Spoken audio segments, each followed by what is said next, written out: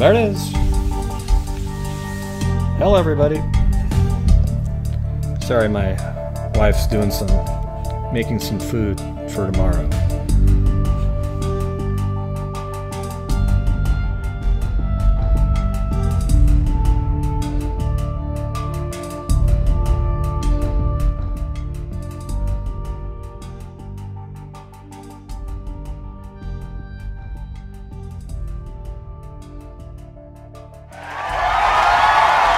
And now,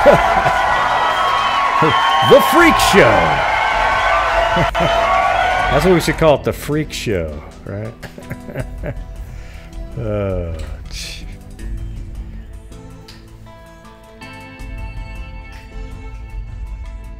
But in our case, it'd be something positive, right?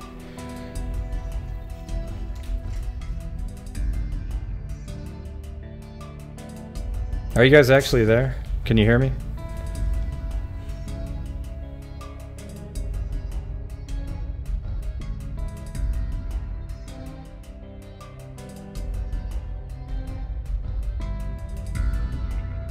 All right. Awesome.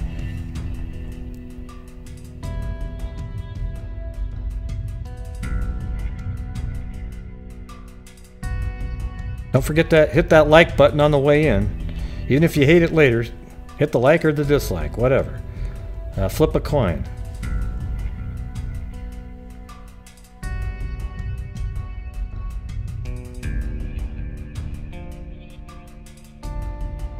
Yeah, someone commented on one of my videos and said, yeah, you just do too much shop talk, you know.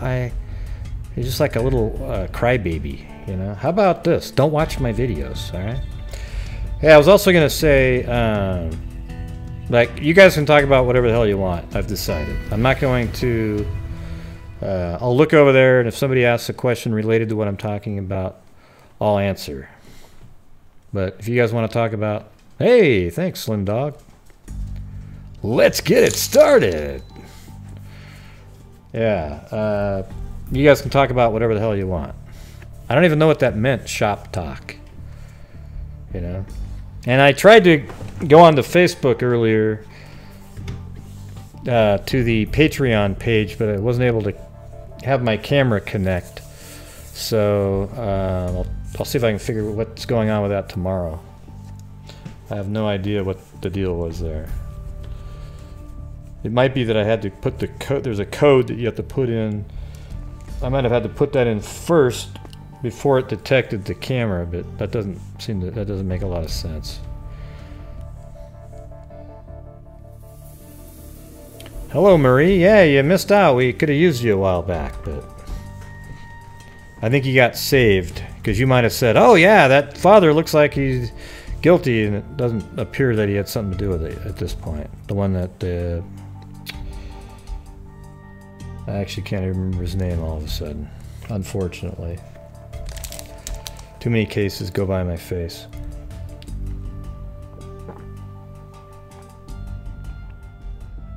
Yeah, Ian, right.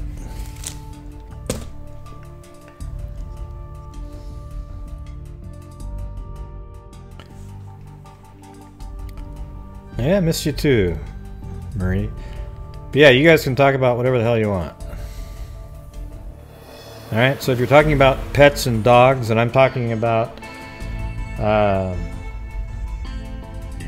Kirby, Wallace, go ahead. I was thinking about it, and it's just kind of cool that people actually like to be here hanging out and talking. So I'm not starting right away, because invariably, every time I do one of these, 5 minutes in, they go, hey, did you talk about this one? Did you talk about this one? Well, yeah, I talked about that before you came. Well, what'd you say? What'd you say? What'd you say? Well, you'll have to watch the video later. Oh, you're so rude, Gray. Now, what's more rude is that you missed the beginning, and now you're asking everybody to stop what they're doing and have them explain it to you, right? So that's the reality of it. It's like going into a movie late and saying, hey, everybody, stop the movie. Can somebody please tell me what happened before I got here?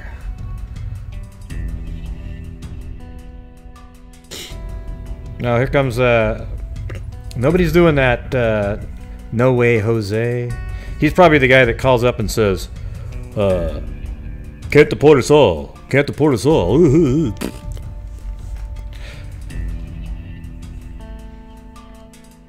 That's not cueing that. I'm cueing when people say that. All right, no way, Jose. Now, nothing new about Maddox Ridge. And as you can see by the title, I'm going to be discussing 2 other cases.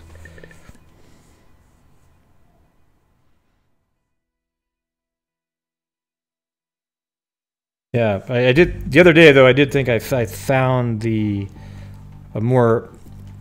was talking to somebody on Facebook, probably a little bit like closer area of where maybe they found his body. That's about it, but that's really not a huge piece of information. All right, so how many people do we have in here so far? Oh, 97. Okay, so here we go. Let's talk about the case that we were talking about yesterday. Looks like they did some updates today. Yeah. So this is the nut job Kirby Wallace here. Let me turn down this volume a little bit. The Tennessee Bureau of Investigation is looking for a 53-year-old man wanted in connection to a murder in Stewart County, Tennessee, and a home invasion in Montgomery County. I think TBI is Tennessee Bureau of Investigation. Officials say Kirby Gene Wallace has been added to the top 10 most wanted list. So I think some of this is what we had yesterday, but I'm going to go over it again. Kirby is wanted by the TBI and Stewart County Sheriff's Office on several charges, including murder, attempted murder, aggravated arson, and aggravated kidnapping in connection to an incident in Indian Mound last weekend. Reports indicate a couple returned home from church Sunday and walked into their Rory Hollow Road home. So I think we have that. Let me open up. I think I rebooted my computer to see if that would fix the problem on Facebook, so now I have to reopen up Google Earth.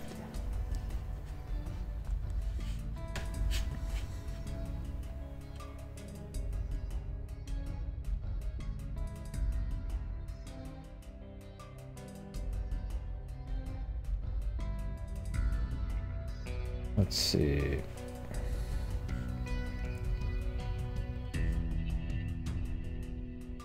Okay, I think this first, the location that he went to first that we were talking about, let me get back to the article. A couple returned home from church Sunday and walked into their Rory Hollow Road home while a robbery was in progress. Wallace then allegedly bound the victims, so he tied them up, beat them, set the home on fire, and stole a vehicle. The female victim, 63 years old Brenda Smith, was killed by the suspect. Authorities said the male victim was able to break free and ride his lawnmower to a neighbor's house to ask for help. He then reportedly rode back to the house and pulled his wife from the burning home. Ah, man, that's more detail than we had yesterday. That's sad. So I believe this is the home right here. I don't know if there's street view though. I don't think it's available. Yeah. So I think this is the home, and you know, heck, maybe that's even the tractor he drove away in right there to go get help. It's hard to say, but apparently this house burned down and his wife died. I mean, what a psycho, right? So you come back home, your house is being robbed, you tie the people up, and then you burn the house down with them in it.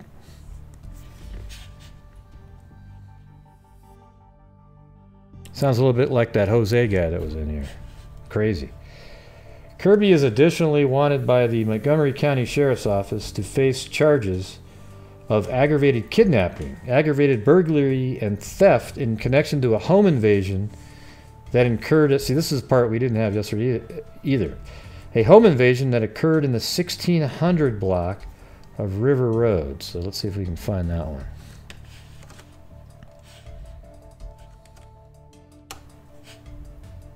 Okay, so that's not there. Let's see, River Road.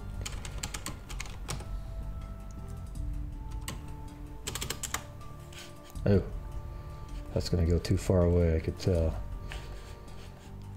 So, let's see, 1600 River Road.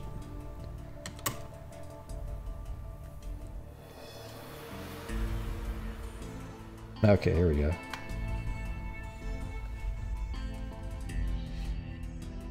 So, right in this area, there was another event, and I'm going to put that here. This is a another home invasion. Now, does this one have street view? Oh yes, this one does.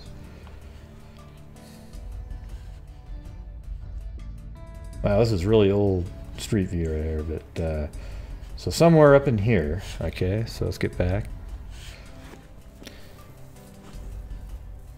Alright, so aggravated burglary and theft in connection to a home invasion that occurred in the 1600 block of River Road.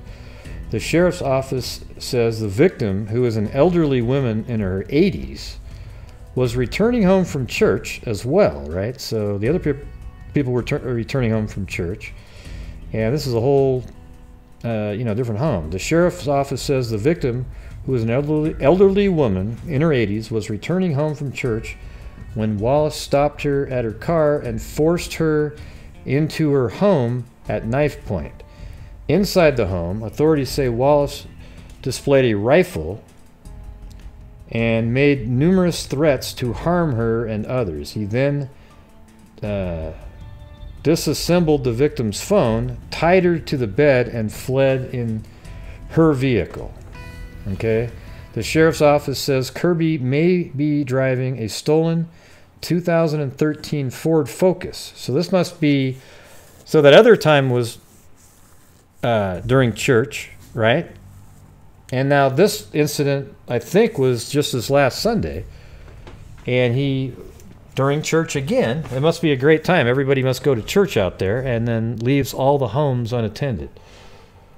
So then he disassembled the victim's phone, tied her to the bed, and fled in her vehicle. The sheriff's office says Kirby may be driving a stolen 2013 Ford Focus with a Tennessee license plate number 636 KTW. Kirby is described as a white male who stands 5'10", weighs approximately 157 pounds. But see, he also killed somebody else too. You remember that at that one intersection? So I'm just going to go to the next one. This one wasn't too many hours ago. 5:25 p.m. actually. Their local time though. Yeah, so he stole that car as like a truck. Authorities say Kirby Wallace grew up in Stewart County and lived in Montgomery County. He's very familiar with the local woods and rugged terrain. That's why search teams believe he is still in the area, possibly hiding in the woods. Local sheriffs are confident they are searching in the right place within a 2-mile radius of Frankie Road and Cumberland City Road. So let's see. Hey, maybe we can take a guess at this. Now that we know it's a 2-mile radius, let's see.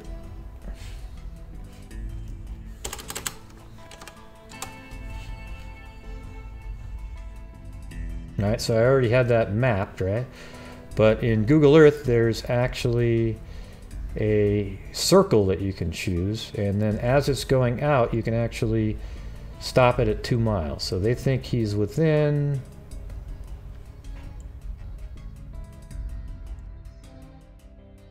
I have to go out quite a bit. 2-mile radius, which would be right there.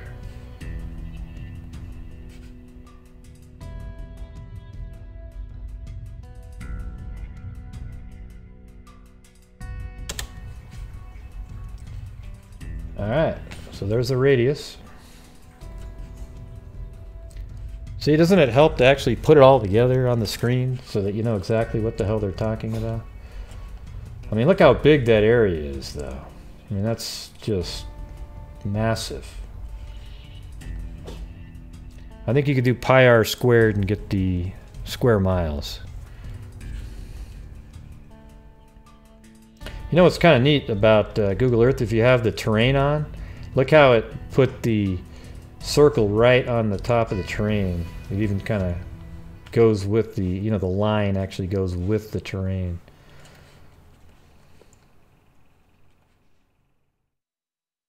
All right. The search is taking time because the geography of the area is rugged with nooks and crannies, caves and culverts, Dense woods, dense woods and heavy brush that someone could hide in. Hey, it was only one letter off. Come on, everybody, give me a break, all right? You know, I was actually laughing a minute ago because I think that analogy is pretty good, right? You know, when people come in 30 minutes into the show and want you to do a recap, it's similar to going into a movie and, you know, you're late, right? You get late to the movie and you say, hey, everybody, hold up for a second. Stop the movie. Could somebody get up here and explain to me what happened in the first 30 minutes? No, but you can sure watch it later. See, that what's even different is in my case, you get to watch it again later for free. Wow, it's even free the first time. You see what I'm saying? All right, but as I was reading a minute ago, I started laughing inside again. So I thought I'd say that. One more time for the people who missed it. So when LJ comes in, just say, watch the movie later. All right, bud? All right. So let's see. At a news conference Tuesday afternoon, Montgomery County Sheriff John Fuson delivered this message to Wallace. So he said this to Wallace. He said, yep, there he is. There's LJ Moon. If Kirby were watching, the only thing I could tell him is to do the right thing. Let's end this Let's end this the right way. One way or the other, you're coming in. What's that? Sounds like that from that movie. Dead or Alive, you're coming with me. RoboCop. That's right, RoboCop. One way or another, you're coming in. We're going to drag you in kicking or screaming. One way or the other, we're going to have you in here. We do have resources here to make that happen. We want to bring this down peacefully. So you can do yourself a favor and turn yourself in. I know you're tired. I know you're in the woods. And you don't have much to do with. I'm not sure what that means. Just turn yourself in and we'll bring this thing to a resolution. And then another sheriff, Frankie Gray, said, if he has contact with you, he represents a threat to his friends and his family. I don't expect my officers to take any chances with this suspect if he's confronted. Well, I wouldn't either. I think it's shoot first, ask questions later with this guy. All right. So I think there's a press conference right here.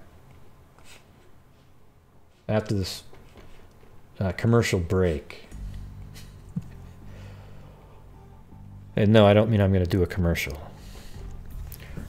This is PIR, Portland International Raceway, with the biggest things at the Pinewood Drag. We have Rod Laber, a retired astronaut with his hydroelectric car. It's guaranteed to rip up the road right in front of your face. We also have Jim Hansen with his Beavermobile, the only car that knocks down trees at 200 miles an hour. Trials from 6 and 7 be there.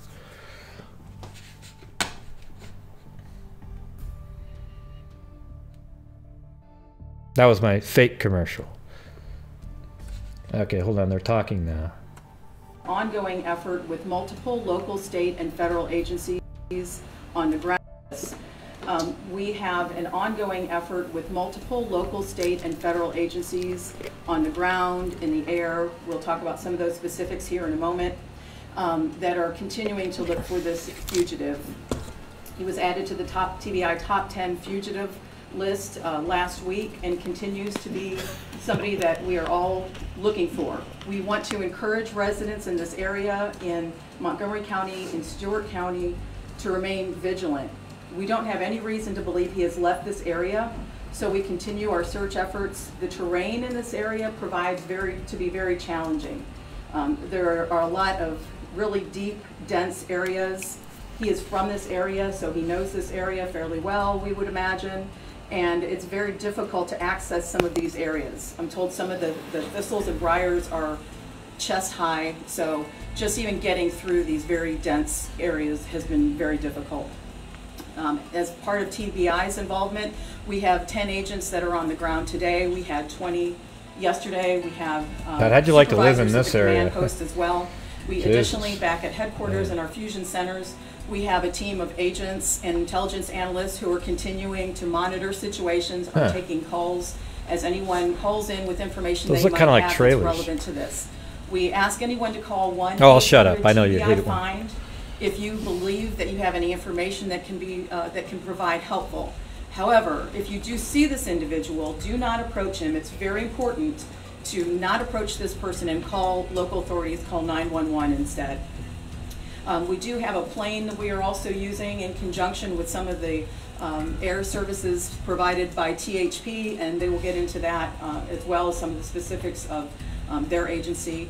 We are flying at night as well as during the day. We're trying to coordinate along with THP, so we have areas that we are in the air when they are not, and we are also able to fly at night and use the capacity of our heat-seeking aspects on our plane.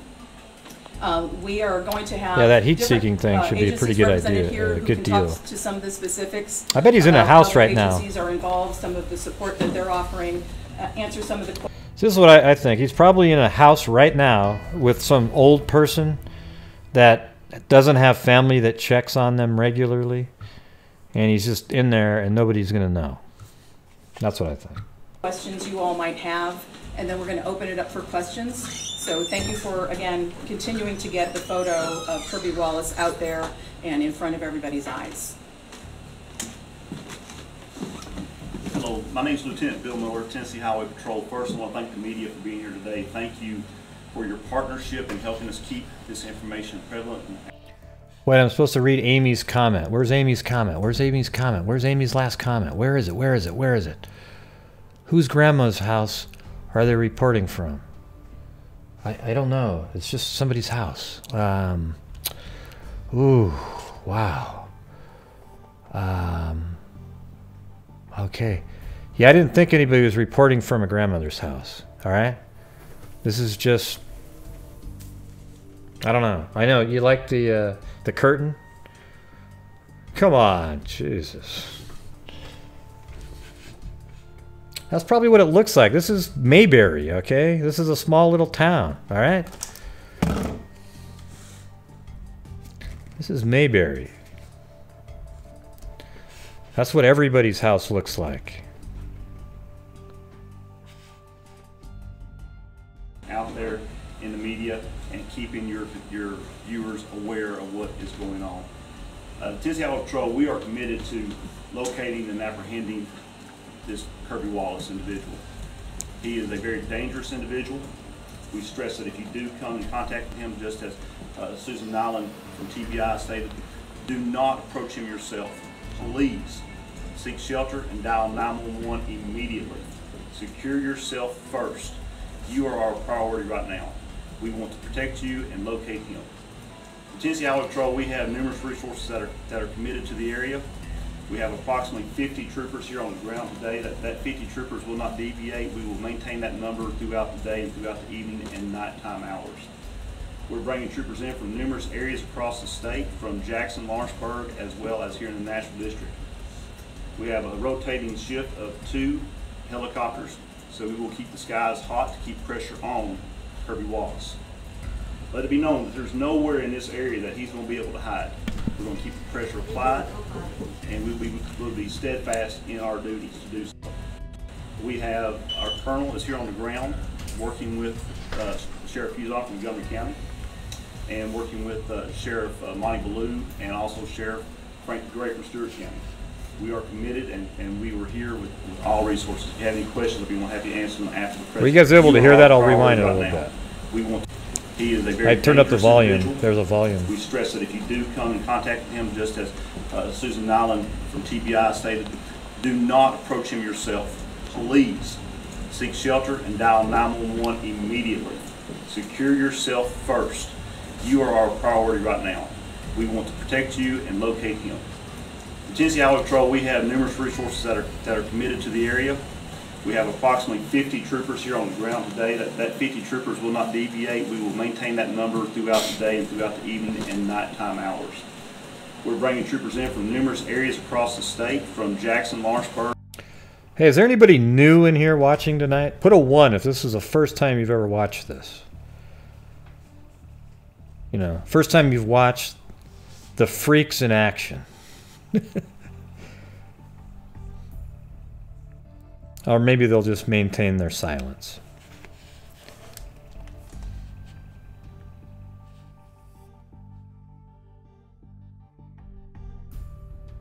Although there really isn't that many people watching, so. As well as here in the National District. We have a rotating shift of 2 helicopters, so we will 50 keep the while skies what? hot to keep pressure on Kirby Wallace. Let it be known that there's nowhere in this area that he's going to be able to hide. We're going to keep the pressure applied, and we'll be steadfast in our duties to do so. We have our colonel is here on the ground working with Sheriff Fusoff from Montgomery County and working with Sheriff Monty Ballou and also Sheriff Frank Gray from Stewart County. We are committed, and we were here with all resources. If you have any questions, if you want to have you answer them after the press conference. But it's my pleasure next to introduce Sheriff of Stewart County, Dr. Piper. We are going to continue to respond to all calls, all suspicious vehicles, sightings of suspicious persons. We're going to be clearing all buildings, structures in our search area. We're continuing this effort 24/7. We're not going to pull out until we have located and apprehended Mr. Wallace. Mr. Wallace is considered armed and dangerous. We know he's dangerous. We're going to need the community to help us, to be our eyes and ears, to help apprehend Mr. Wallace.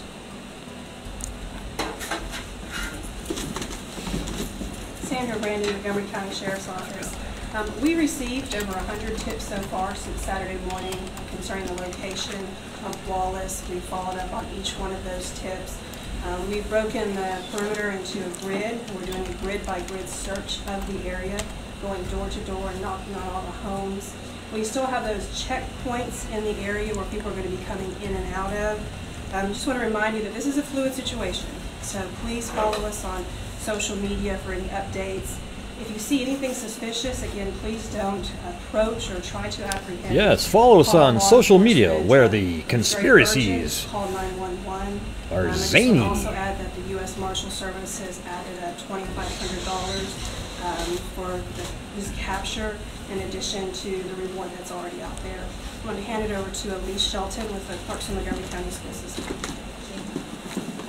Hi, we're basically just following law enforcement's recommendations. We have on the perimeter that they're searching. We'll be doing EVP readings later. Running their routes. That's bus 784 and bus 1724. So those students, their parents are bringing them into school. Understand law enforcement are escorting them home. When they tightened the perimeter, we were able to run 2 more routes that we did not run yesterday. So again, and they're being escorted by law enforcement. Both schools in the proximate area, that's Woodlawn Elementary and Liberty Elementary, they are both on lockout, and that means all the students that are in portables come inside the school. All school students do not go outside the school, and also they're not going out for recess. We have law enforcement there at the doors, and so anyone coming into the school. There you go. That's how you do it. That's just how it should be anyways, unfortunately.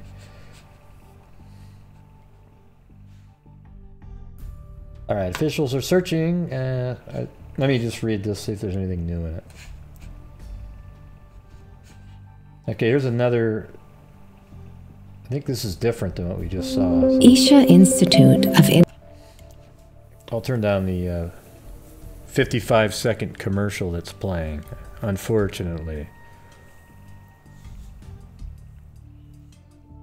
What does hot mess mean? It just means like you're just all over the place. You know, just really busy, you know, like you're just actively just talking, you're all over the place, you're disheveled, you're, you know, like somebody who's drunk.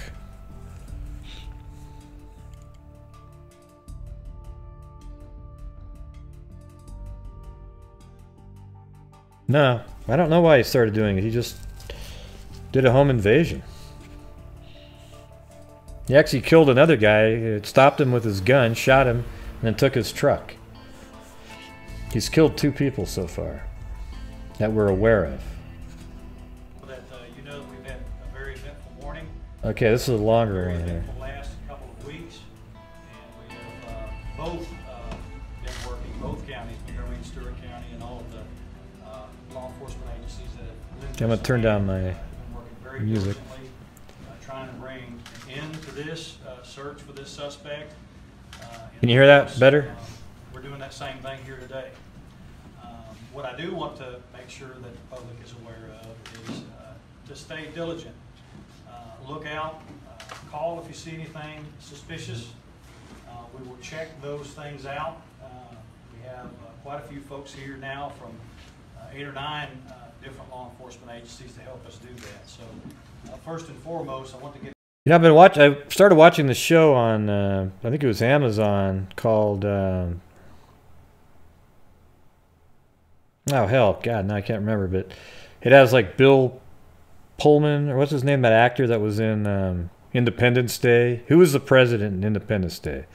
Isn't his name like Bill Pullman or something like that? Or Bill, hell, I can't remember, but he, this girl just was at a beach and this music started playing and she started stabbing this guy over and over again and killed him. And they don't really know why she did that.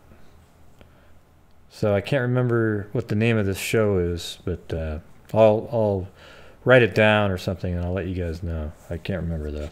It's pretty good. Get the message out to the public to let them know what it is, or some of the things that we are doing, and what they can do to help us. I know that most yeah, the center. That's it. This That's church know that we have the area pretty well locked down. And the purpose for that being locked down is we want to make sure that he doesn't go mobile in a vehicle again. I know that it's very difficult for some folks that live out this way, but I just want them to understand that their safety is our #1 priority, and please to bear with us. And if they do have family members or they have a concern for family members that may be in the perimeter. Yeah, I was going to do something for Halloween. And call their local law enforcement agencies where we can send folks out to check on them. Now, the folks that are inside this perimeter, we want them to lock their homes down, make sure that the vehicles are locked down, and again, just be on the lookout for anything suspicious. Now, of course, going through the timeline of what happened here this morning, we received a call, our 911 dispatchers received a call at about 9:24. That come from a residence on Welker Road, which is in the Montgomery County community, Woodlawn community. The caller was a juvenile. No, this is, and they were concerned because they seen someone walking around the residence in a camouflage pants and a camouflage shirt, and had a pistol. At about 9:25, gunshots were heard. It was communicated to the dispatchers. Just roughly a minute after the call that came out. And another minute after that, at 9:26, the vehicle from that residence left the area. Of course, the children were instructed to stay in the house until we got there. And once we got there, we did locate another victim. I'm not going to disclose much on that victim because there's still some notifications that are going on. But again, we've got that scene locked down and we are processing it at this time. Only information that I can tell you on top of that is that with the evidence that we've collected thus far, everything that we are led to believe is that this is Wallace. There has not been any positive ID, but of course you know from over the weekend that we had the area in Stewart County. The Stewart County Sheriff is here with me. We worked with him over the weekend. So it is definitely a possibility it's the same one. There wouldn't be anything else that would lead me to believe that it's anyone else. I will tell you that after the vehicle was taken from the Welker Road address, that it was spotted at 10:03 on Frankie Road, just off of Cumberland City Road, again in the Woodlawn Indian Mound community, not far from the Stewart County-Montgomery County line. Huh. This vehicle was crashed out. It does belong to the Welker Road address. There was no one in the vehicle. So that leads us to believe that that person is on foot.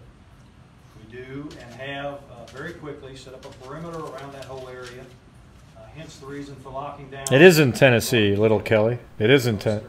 We're going to be troubled a little bit. You'll notice that these checkpoints that we have set up, and I'll give you those locations here in a minute, that they will be stopped by law enforcement and their vehicle searched. We want to make sure that he doesn't leave that area.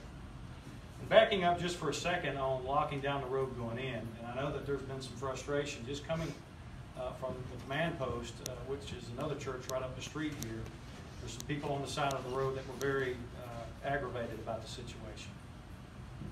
Primarily, again, we want to focus on their safety.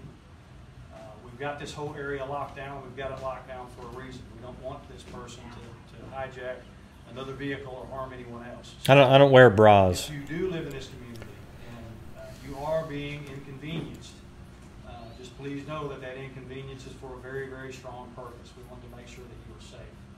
So, with that said, we do have. I don't really know. Probably doesn't really matter how close it is to Nashville, does it? I'm sure I will miss one. We have had. Yeah, I know. I was joking. Thanks. Of course, the news media helicopters that are in the air. I would ask the media that does have helicopters in the air here to be cognizant of what THP and our other resources are doing, so that they can properly search the area and help the folks that are on the ground. See, that's like when they say on those shows, "Oh, it's 250 miles south of Nashville. Who cares?" You know, like what difference does it make? It's in Tennessee.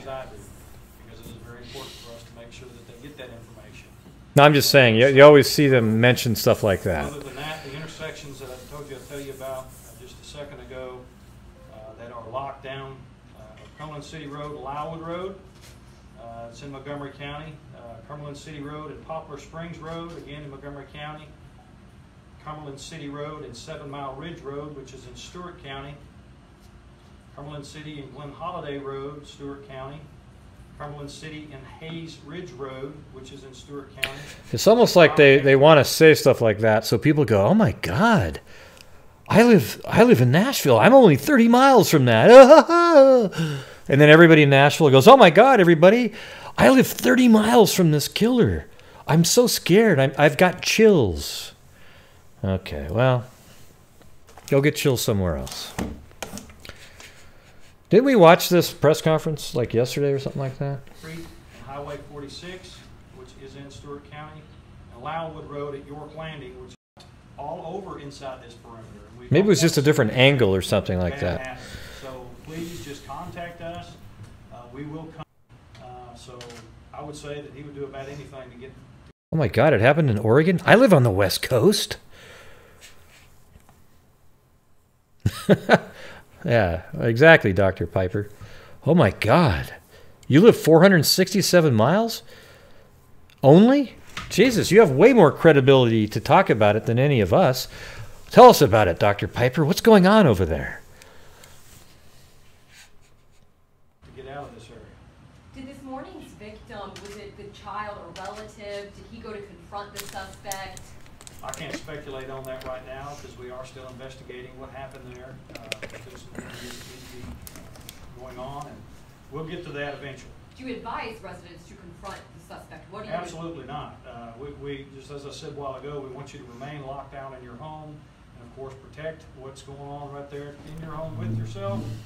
And if you do Really see far, suspicious- Darryl, really far. Suspicious contact, 911, and then we can deploy resources from our command center, which is right down the road, to check that out. Are y'all able to talk about the school Well, situation? Skeet, I know we have make sure you lock your doors, huh? Bus routes are running. Can you just speak to that? Right, well, as far as what's going on with the school system and bus routes being locked down, that's their call. I think the communication has went out to the school system about what we've got locked down. And I'm looking at my PIO now, and those bases have been touched, so they know what they need. That's exactly right, Jim. Just like that. Everybody always does that.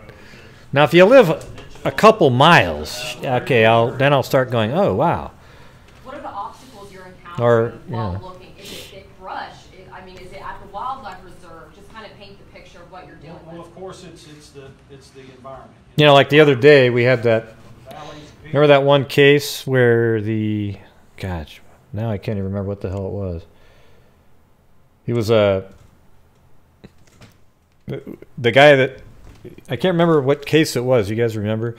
Where the sex offender guy lived like literally a mile from me at one point, and then later moved, and then he killed somebody. So that was interesting.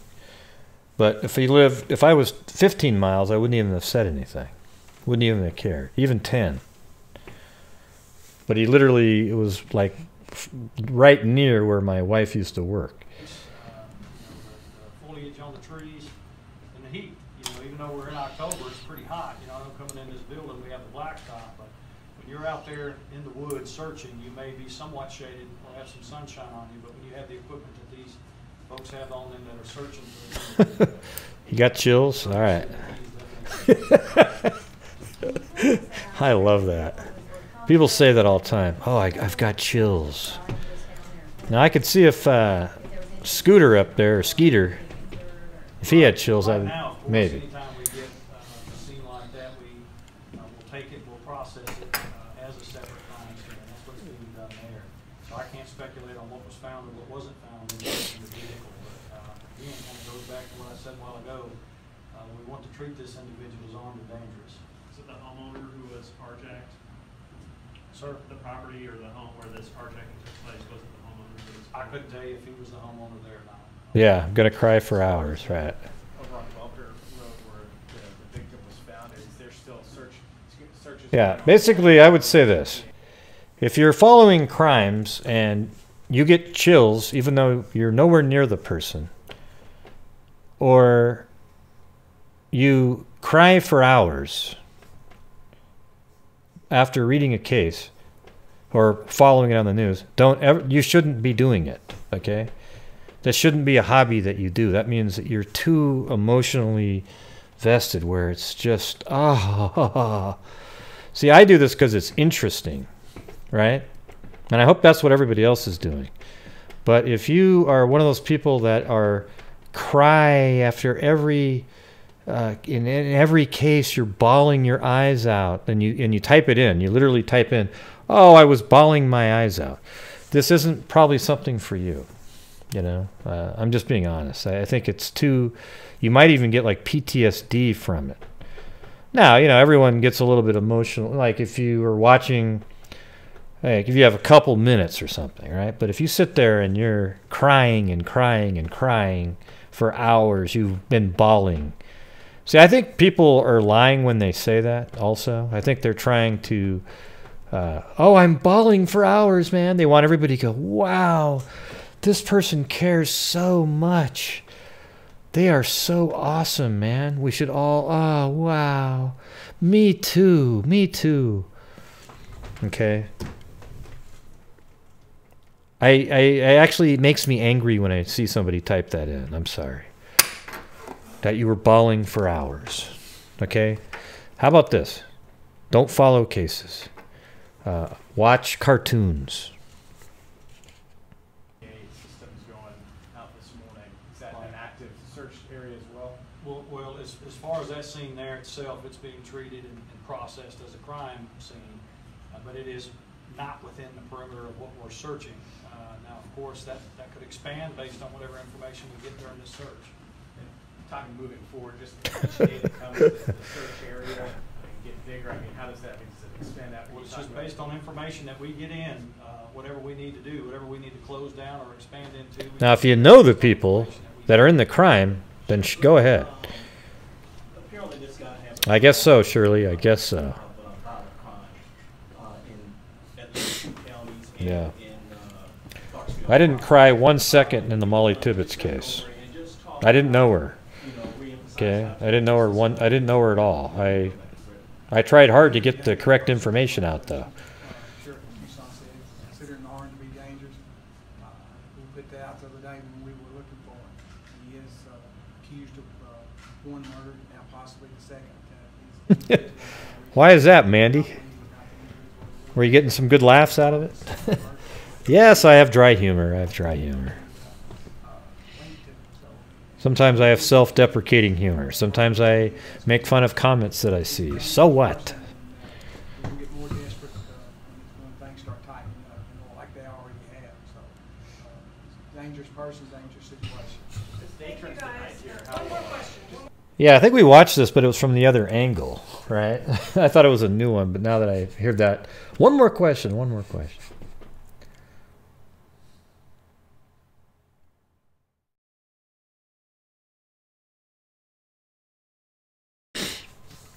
So is that the search perimeter? They're going to use that as that must be a road that they're doing. Let's see if I have that relatively close on that.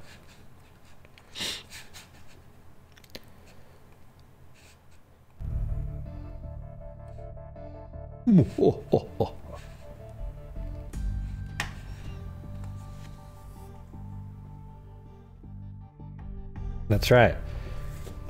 It almost looks like baking powder.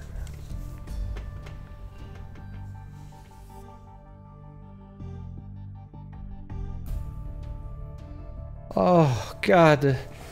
I got chills. I cried for days. Did you know them? No, but then why were you crying? Oh, because I have kids and I pictured it. Okay, well, listen, a lot of crimes involve kids and everything. Don't follow them. All right, do something else. That's so mean, Gray. That's so mean. Boom! Oh, shit. Oh, okay, so that's the river. Let's see. Obviously, that was a river right there. Hey, thanks, Mandy.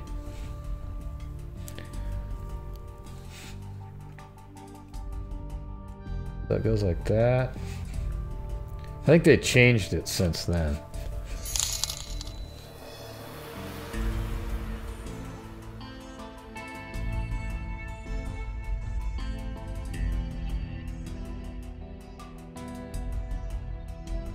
Looks like they were kind of searching around in this area. Up in here.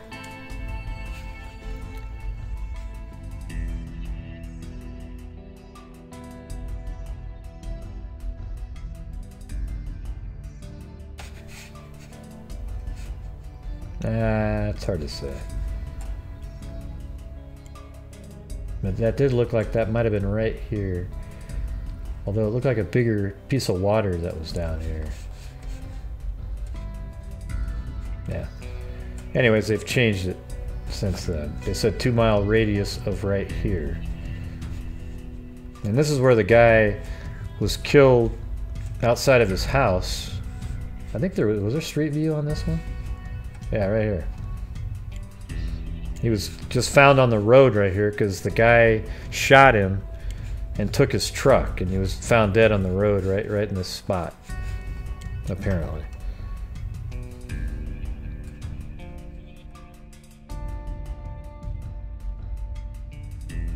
Yeah, exactly.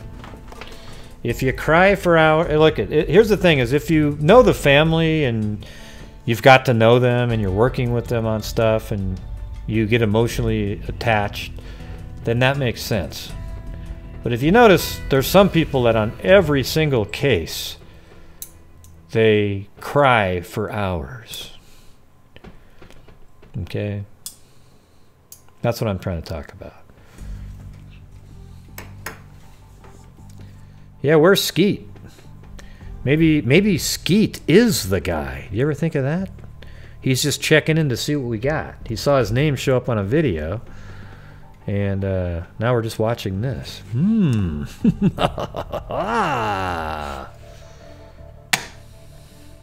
How's that for a conspiracy, huh?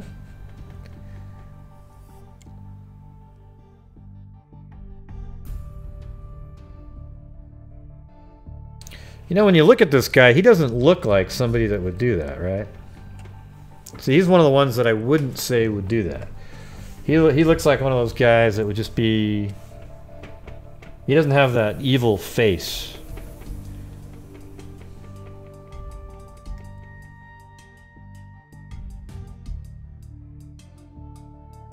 Yeah, 30 minutes, that's way too much. Yeah. Now, if you get a little teary-eyed when you hear something... That's great. You know, I've been like that a couple times. But I've been bawling all day. Oh, wow, you're so in touch with your feelings. We should all just praise you and listen. How about this? Just make a post about your crying and we'll all just come on and we'll try to cheer you up and join in with your sorrow. It'll be so wonderful. We can bond in that way.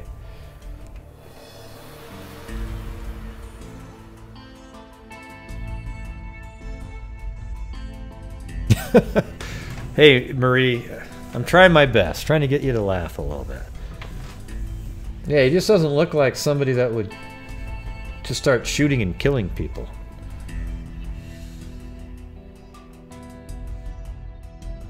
Yeah.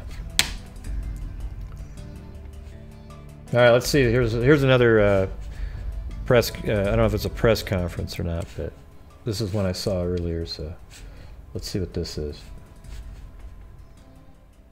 We've had so many tips and that we're having to run down. Sheriff Frankie Gray says neighbors are doing exactly what is needed to stay safe and to help find Wallace. If he's still in this area, and I think he probably is, he's going to try to find a way to get out. Gray says the search area is constantly changing.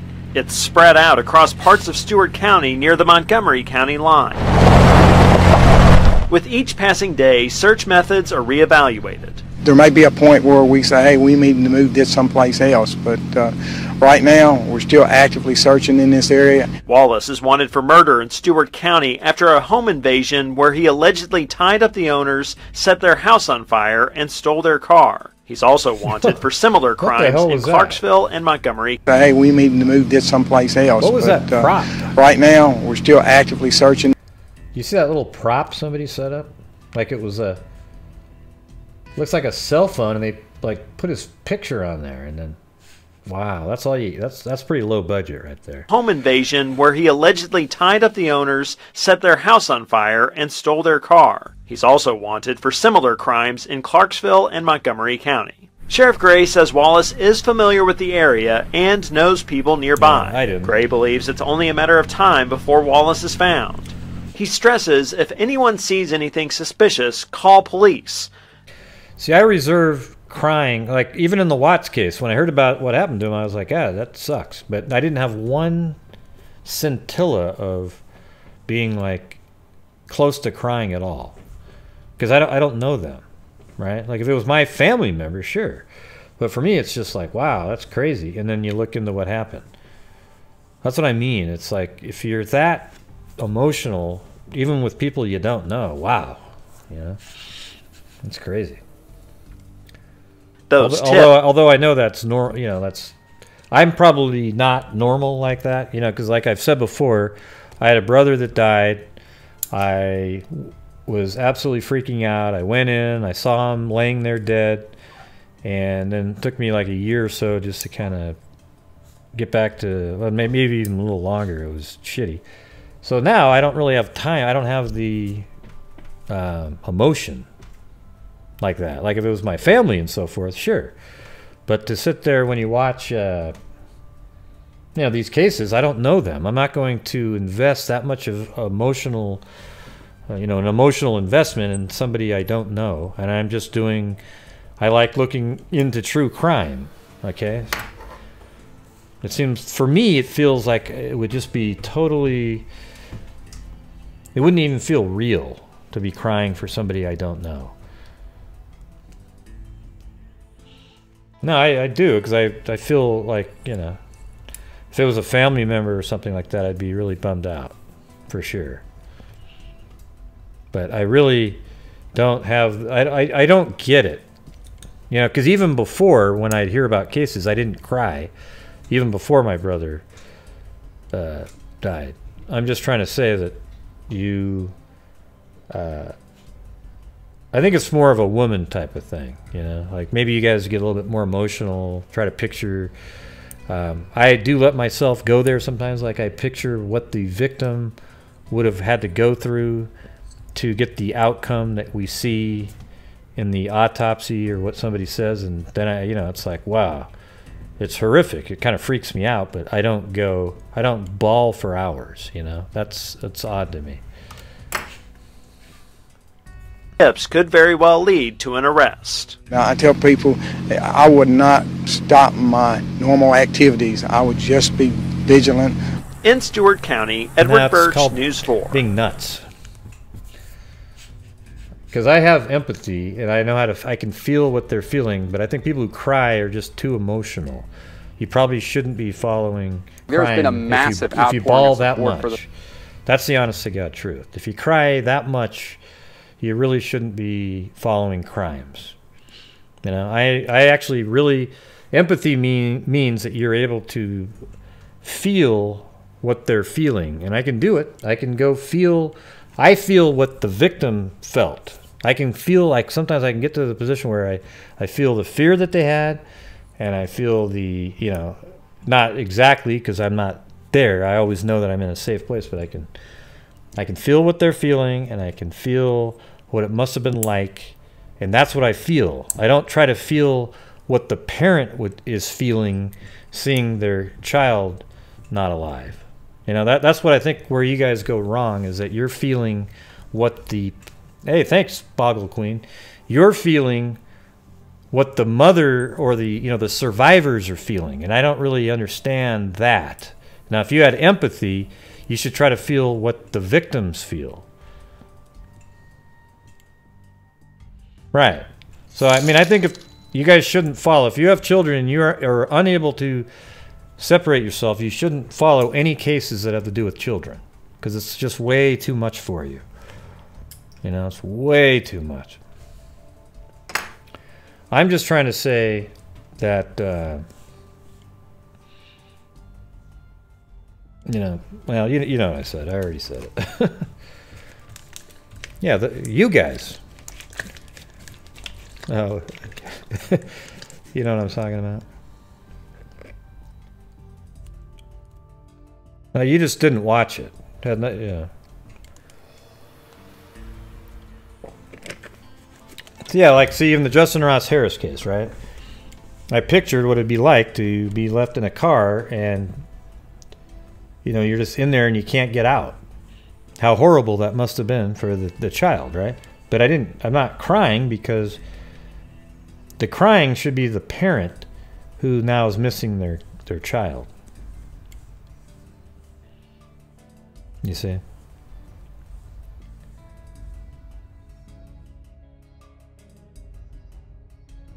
Yeah.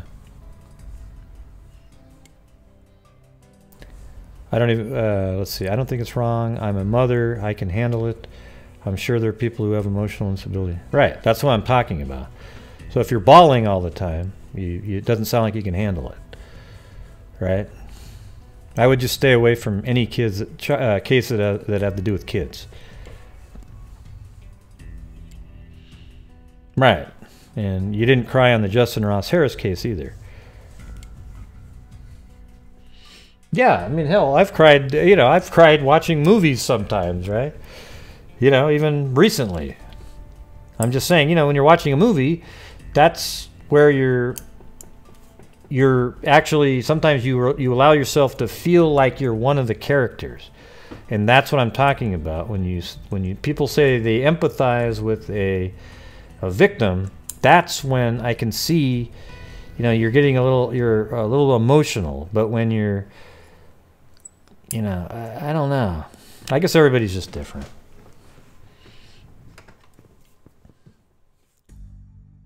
Yeah.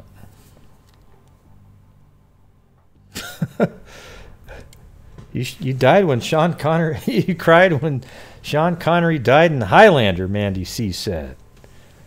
Wow. Sometimes I get teary-eyed when it's a great outcome in a movie too. Like there's, you know, the resolution of something.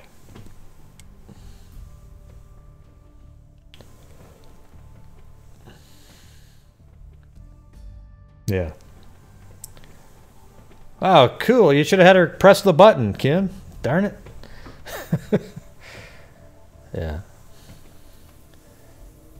Yeah. Anyways, that's what I feel like. I feel like if you know, everybody cries a little bit, but if you cry way too much, like you're literally in a daze all day long about a case, you know, that's a little much, right? Can I get an amen? All right.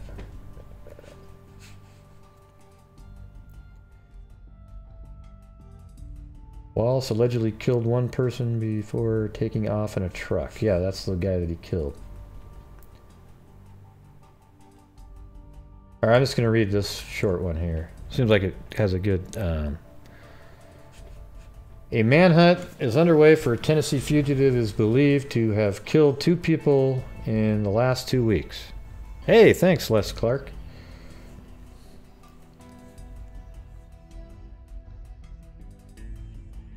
See, 2 weeks. One in a fiery home invasion and another in a carjacking. Kirby Gene Wallace, 53, is suspected of shooting dead one man who hasn't been identified. That's the guy that got the truck stolen. Les Clark. Early Monday and stealing the man's pickup truck, according to Montgomery County Sheriff John Fuson. Wallace allegedly killed one person before taking off in the truck, which was later recovered.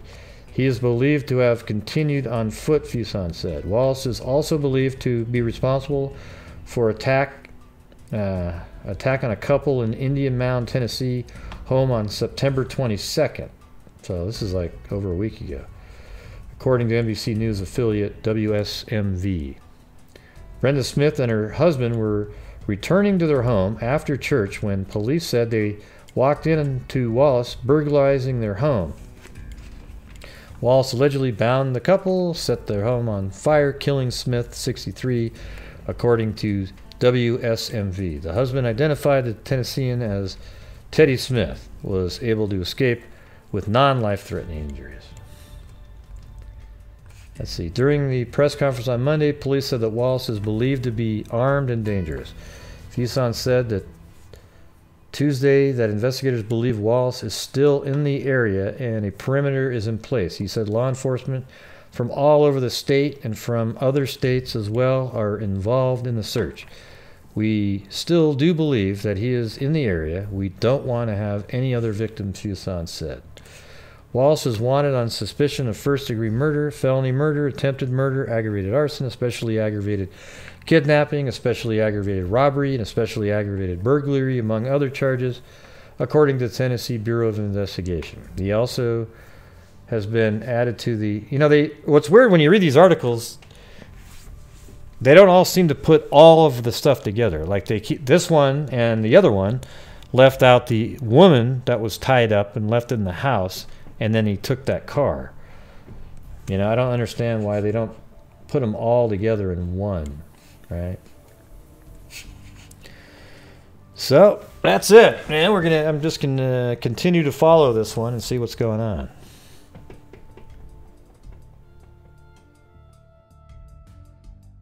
Now everybody thinks it's Les's birthday. Oh boy.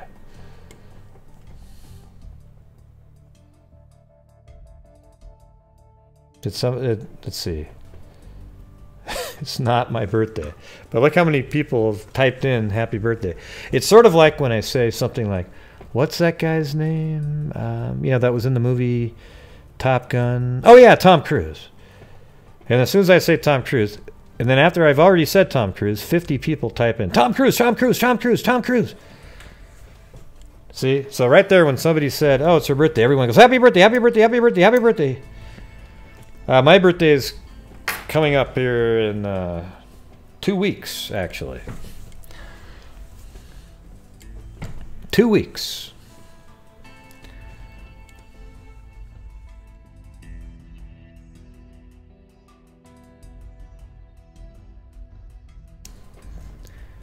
Darn it, Jim. I'm not a doctor. Wait, what is it? I'm a doctor, not a bricklayer.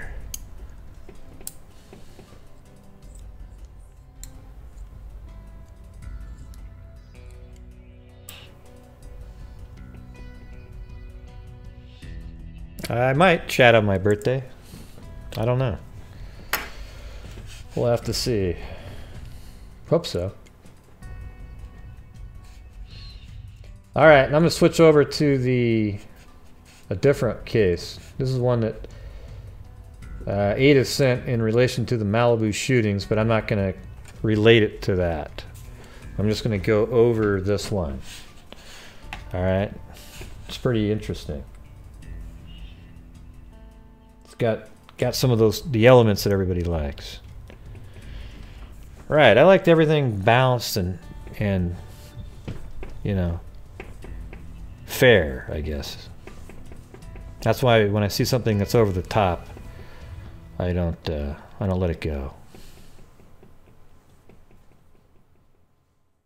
I know, I said that, Ada.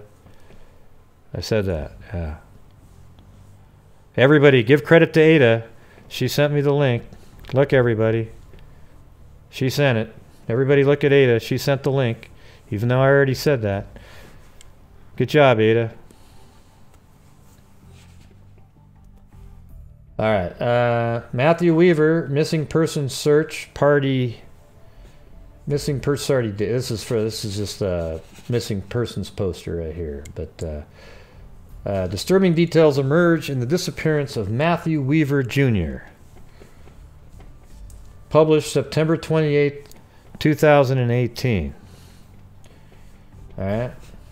So this update here is only 4 days ago, or yeah, about 4 days ago. Since September is only 30 days. Wow, I can actually do some math. That's amazing. All right. The article was updated October 2nd, 2018 at 6:48. Oh, so that means it was updated 3.5 hours ago. And see, Ada sent me this link yesterday, so she wasn't aware of the update. So I'm the one that's loading the update up. I get all the credit now. Okay. In an effort to inform the public, the family of Matthew Weaver Jr. released the following information as of Thursday, September 27th, 2018. August 10th, Matthew drops off a female friend at 5:00 a.m. So that's really early in the morning. Well, I didn't get that one, Ada. Sorry about that. There's a different link for that one. That's this one over here. See this one? That's the one you sent me this morning. I did this one. Okay, you don't get credit for it. Yes, I get all the praise. Thank you very much. What would have been cool is if I had said, hey, this is a story that Ada sent me, and then that was it. But as soon as she said, I sent that to you, it's like, wow, did you not hear what I just said? I gave you all the credit for it. But now that you said that you sent it, then I have to debate and argue with you because that's kind of weird. All right. In an effort to inform the public, the family of Matthew Weaver Jr. released the following information as of Thursday, September 27, 2018. 8:10, Matthew drops off a female friend at 5:00 a.m. I think that was a girl that he was dating. He was seeing somebody, he was living with somebody else, I believe, or had a girlfriend, but then he moved to a different location and started seeing other people. Matthew heads towards Stunt and Shurin Road. The gate suspiciously left open. See, what's kind of cool is, see this right here? So you see this little notch right there and the lock? I mean, believe it or not, I was actually able to find that exact spot. So, let's go to that one. So this is Stunt Road. This is that exact spot that they were talking about. They mention this area right here. And then there's actually a gate here. Okay, now watch this. See how the road stops there and then here, but there's nothing right there for some reason? It looks like it allows you to go there anyways. But if you go right here, let's see. Now watch. See that? That little notch, that's right there. Okay, so we're gonna go look at that. See that? You can actually see it really well looking at this picture right here. See, there's the dark area, and then this little spot here, and then where it gets locked in right there. So if you go back to that, it's exactly the same thing. So this is the gate that was unlocked right there. Oh my God, you live 2,400 miles? That's incredible. Wow. Okay, tell us all about it, Ainsley. All right, so you live 2,400 miles. Now, what's your perspective on this? That's awesome. Yeah, I know, Ainsley. Couldn't you tell? Wow. Thank you. I don't know what that said or anything. It just says gray.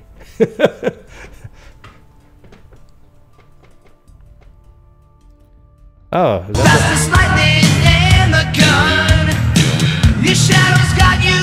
Les Clark. You're such a fight, I said you're the one, and I will only tell you once you're in trouble. Have a good night, freaks. Thank you for the work you do, Gray. Thanks, Les Clark. Hey, Ainsley, couldn't you tell that I was joking back when I played along with your 2,400 mile joke? That was part of the humor, man. Jesus.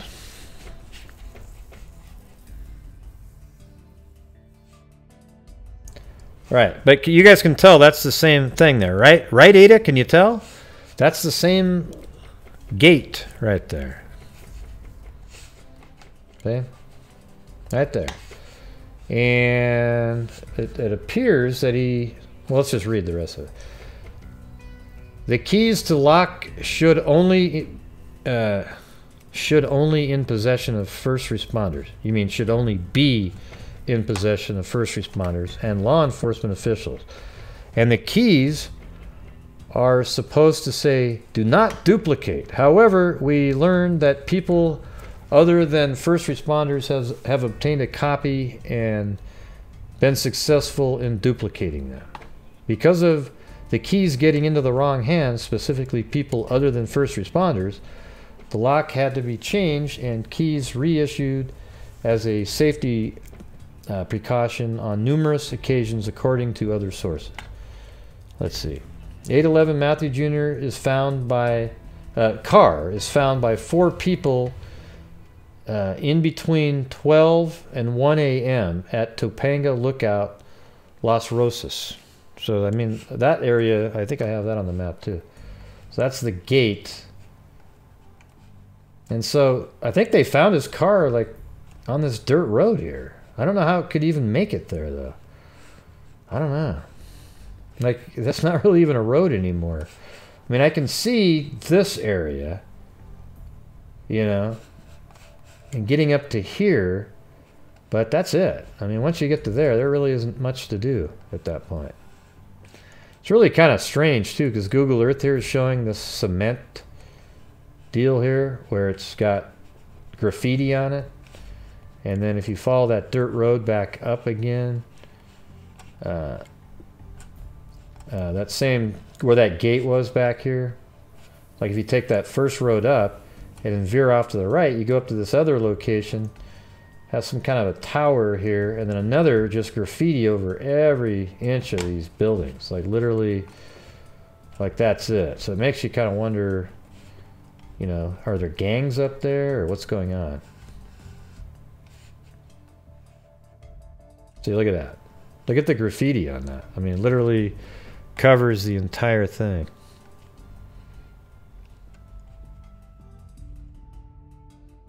Right, so this is the gate that was unlocked. Now, apparently somebody heard a man and a woman yell for help that same evening that they found the car. And somebody mentioned something about a gun or something, and he also sent some strange... Let's see if those are in the articles. I know that... yeah, this is one of them right here.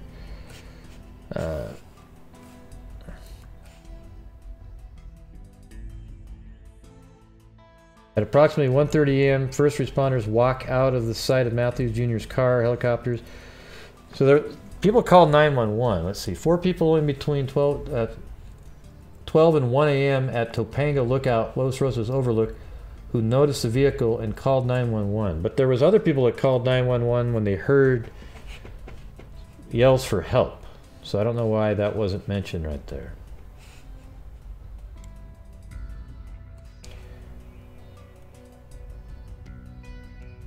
GPS signal on Matthew Weaver Jr.'s cell phone tracks him at the Topanga Trail at 7:15 a.m. Later, Matthew Jr.'s cell phone tracks his last Snapchat post. See, he sent a Snapchat video of him up on this ridge up here.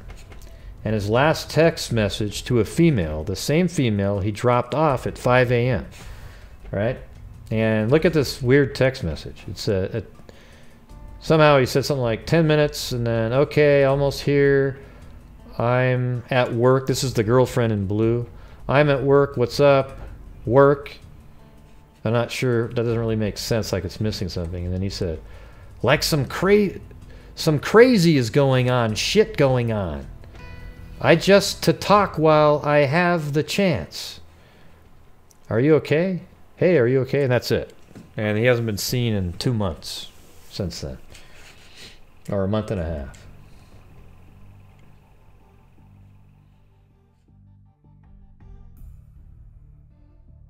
I'm going to go over this one. This one seemed a little bit more cohesive.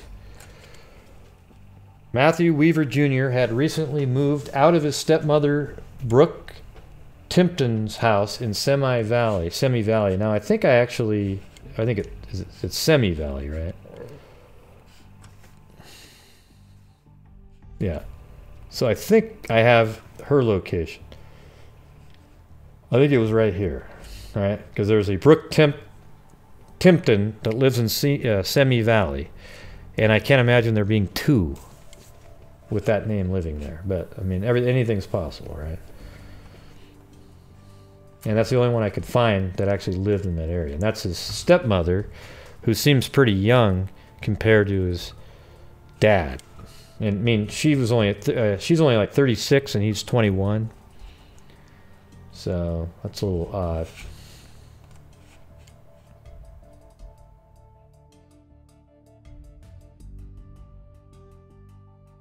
Let's see. So he moved into his own apartment in nearby Granada Hills, Brooke told Dateline. His new apartment was closer to his job, where he worked as a lineman for a telephone pole construction company. So that's him right there. With Matthew's new apartment came a new circle of friends. So when he moved, he got a whole new circle of friends. Brooke, who raised Matthew since he was a toddler. Wow, really? Wait a minute. So if she's 36, how in the hell, like, how could she raise him as a toddler? And so if he's 21, and then let's say he was 4, she'd have to be like 20 when she was married to the... That's kind of creepy.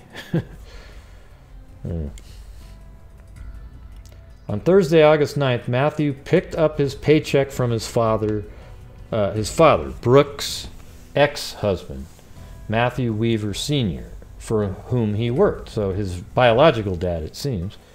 According to Brooke, Matthew told his father he was going to hang out with one of his new female friends that night. And it sounds like he did, because that's the one he dropped off at 5 a.m., and that's who he was texting to later.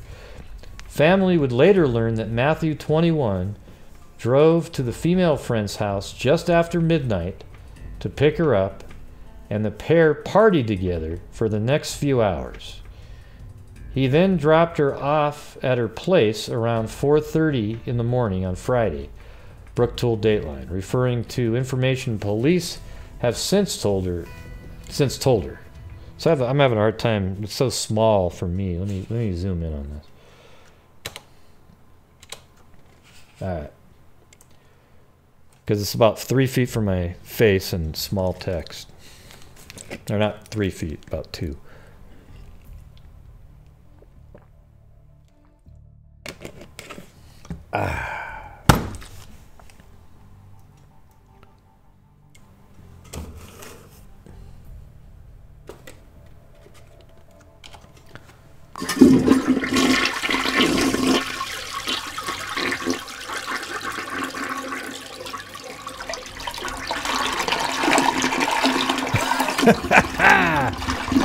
Yeah.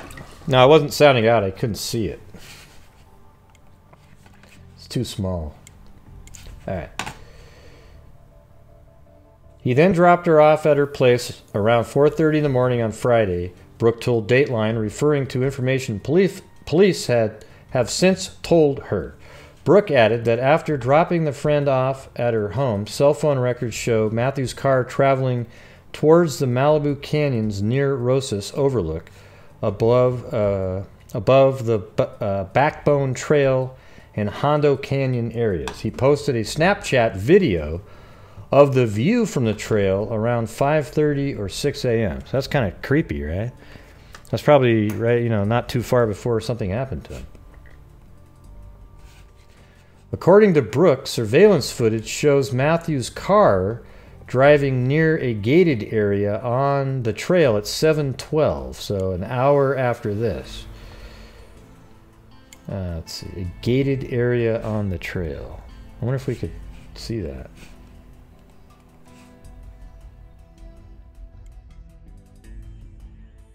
I'm assuming that this is the trail right here. This thing.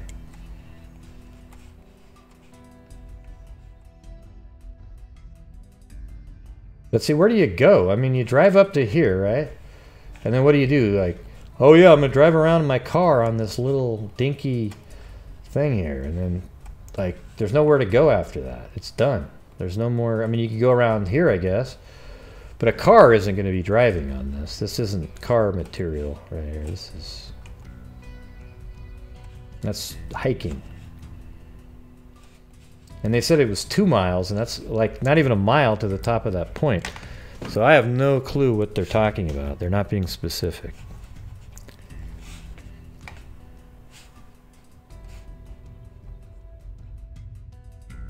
Let's see. A couple hours later, Brooks says phone records show he exchanged a few text messages with the girl he'd been partying with earlier. He called her around 11:30 a.m., but she texted him to say she was at work and ask him what was up, Brooke told Dateline. Brooke says Matthew texted her back a jumbled message. That's what we just read a minute ago. And the female friend then asked if he was okay. Matthew never replied. So something happened to him after 11:30 a.m. Brooke says Matthew's phone is still linked to the same account as his ex-girlfriend, so she was immediately able to look up the records. Phone records show those text messages as being the last activity on Matthew's phone before it was either turned off or the battery died. Matthew's stepmother, Brooke, does not know the identity of the girl who last saw Matthew, but says the police told her she has been interviewed. Dateline was unable to contact the female friend for this report. Over 12 hours later, just after midnight on August 11th, in the area near where surveillance footage last captured Matthew's car, hikers called police to report hearing a male and a female calling for help. See, this is different than was in that other article, right? During their search for the people reportedly in need of help, the California Highway Patrol found Matthew's car. So that's pretty ominous right there. So let me read that again. On August 11th, in the area near where surveillance footage last captured Matthew's car, hikers called police to report hearing a male and a female calling for help. During their search for the people reportedly in need of help, the California Highway Patrol found Matthew's car. So they came out looking for who was calling for help, and then they came across his car. So obviously his car was in the same general area of where the sound of, you know, people yelling help was coming from. A press release by Los Angeles Police Department says his car was found abandoned on the Topanga Tower motorway near Rosas Overlook. Let's see. Oh, that's exactly what that said, didn't it? Look at that. Topanga Tower motorway. So his car was just found, I would imagine, just right in this area, because I don't think that continues on. You know, like it's not called that anymore, right? Wait, let's see. Topanga Tower motorway.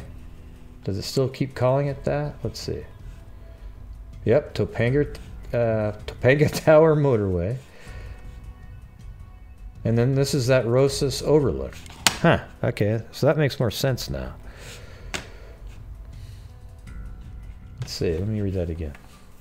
A press release by Los Angeles Police Department says his car was found abandoned on the Topanga Tower motorway near Rosas Overlook and above the Backbone Trail. Alright, so this is Rosas Overlook. And so I think his car was found right here then. I'm gonna put a pin in there. I think his car was found right here, because you're not going to be driving it any further after that. Man, look at that. The pin's inside the earth right there. I can't get it. Come on, pin. It's like it's not recognizing that as ground. Okay, I'll put it right there.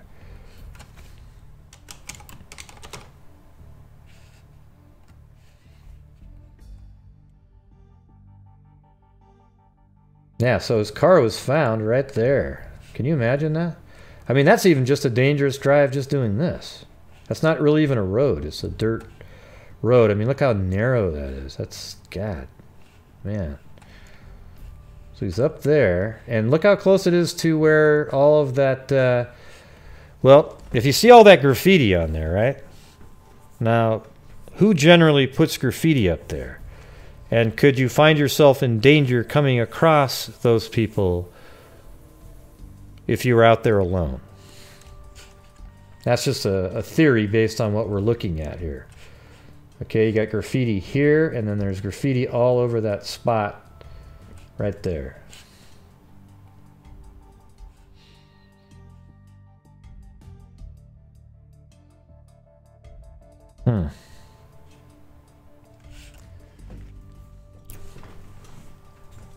Hey, at least I can tell Ada's following along.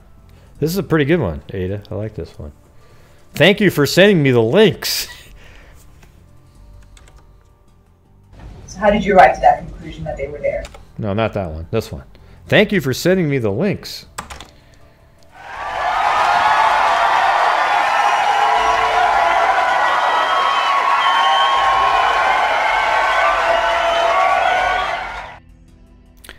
Yeah, you didn't send me one, Audrey. I'm talking about the ones Ada sent me. Unless you sent me one up there that I haven't opened up yet. But yes, you do send me links all the time. Alright. Brooke says Matthew Jr.'s landlord.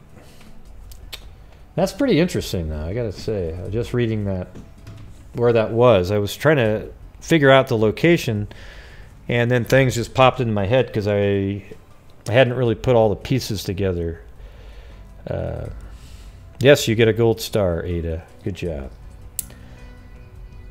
Let's see. The car is registered to Matt Sr., so Matthew Sr. So authorities went knocking on his door at 5 a.m. inquiring about the car they had found. Brooke told Dateline. They then told him about the 911 call that came in earlier that morning about the cries for help and asked if he knew where Matthew was. Brooke says Matthew Jr.'s landlord told Matthew Sr. that he hadn't seen him in a few days. So Matthew Sr. called Brooke, his ex-wife, to see if Matthew Jr. was with her. He was not. I think I still got to get the days working. You know, because how come his dad, why wasn't he at home for 3 days? You know, was he out just partying for 2 of those days with other people? Because apparently the police contacted him right when they heard, the same morning that they heard the cries for help. The witnesses heard the cries for help, and then they were called out. Then they went over to the dad's house. So why wasn't he at home for 2 or 3 days prior to that? Right, he got his own apartment, but his landlord said he wasn't there for 3 days. Yet the dad was notified the same morning that they heard the cries for help. So maybe he was just kind of hanging out with that girl, out of town or something like that. Okay. Then we started contacting all of his friends we know to ask them. No one had seen him, Brooke told Dateline. Matthew Jr. was then reported missing to the Lost Hills County Sheriff's Department. Matthew's missing person case has since been transferred to the Los Angeles Police Department's Missing Persons Unit, which was unable to comment on the case to Deadline.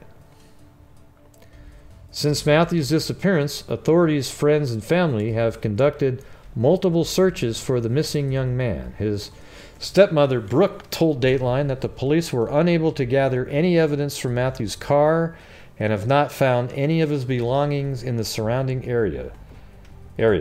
Brooke added that Matthew's ex-girlfriend and his father, Matthew Sr., have been heavily involved with the search operations.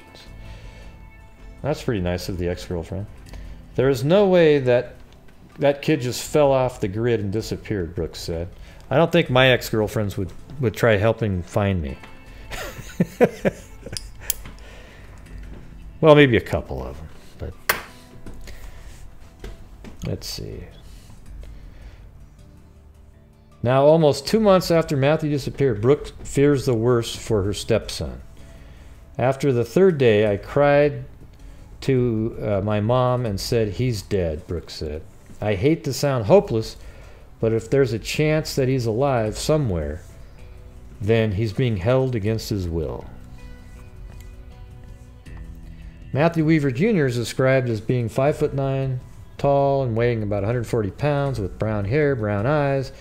If you have any information on Matthew's whereabouts or know what happened to Matthew in the early morning hours of August 10, 2018, please call Los Angeles Police Department's Missing Persons Unit at 213-996-1800. That's 213-996-1800. Anyone wishing to remain anonymous should call Los Angeles Regional Crime Stoppers at 1-800-222-TIPS. That's 1-800-222-TIPS. Yeah, this one's pretty, I wish there was a little bit more information, But think how strange that is. Like, he's just driving around up here. He's got a video. It's weird in a way, though, that his car's up this road. I actually think when you read that one article, they said his car was seen on surveillance. And I think that's code for saying they can't be sure that it was him driving the car. So he may have been actually taken or killed or whatever somewhere else. Then whoever got their car drove it up this gated area to hide it up here. Because basically, this is, I don't know how well you're doing when you hide it there because people hike. But it's completely out of the middle of nowhere, right? That's just, you put it right there, maybe, just somewhere in this area. I don't even know what this is right here. Look at this. It's just this weird cement block. Like, it's not even shaped well. It's just, it's amazing that Google Earth has such good clarity on the graffiti. When it does, it's actually doing Satellite imagery. I don't know how it could read that well on the side like that.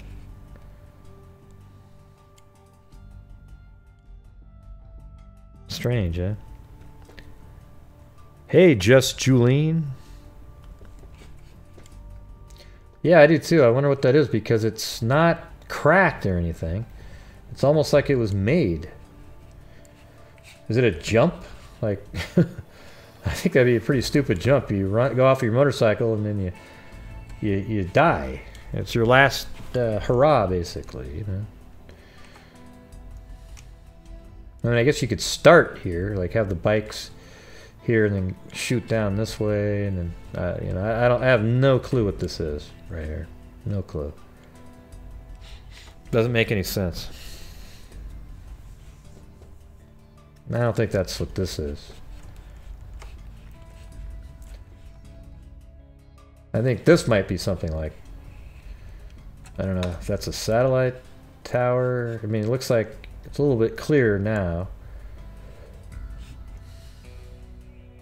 You know, this looks like an official area here, but look, even here, what are these? These things here actually look like train cars, you know, like the boxcar that are just placed there and then they're painted. And then there's also stuff here, like what's this?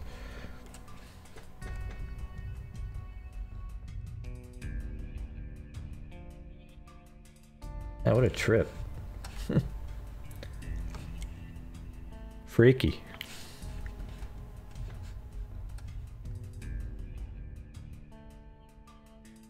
I mean, it's a good place to have like a tower, maybe a radio station, something like that. Let me see if it says, if I select places, maybe it'll tell me what this is. Places, photos. Okay. When I was out there, I see a photo right there. Okay. Now you can see that better. Huh. What the hell is that? That's that item, Ada. I'm not sure what the hell that is, though. Man, we've stumbled across something that Art Bell would be talking about. Look at that thing. What is that?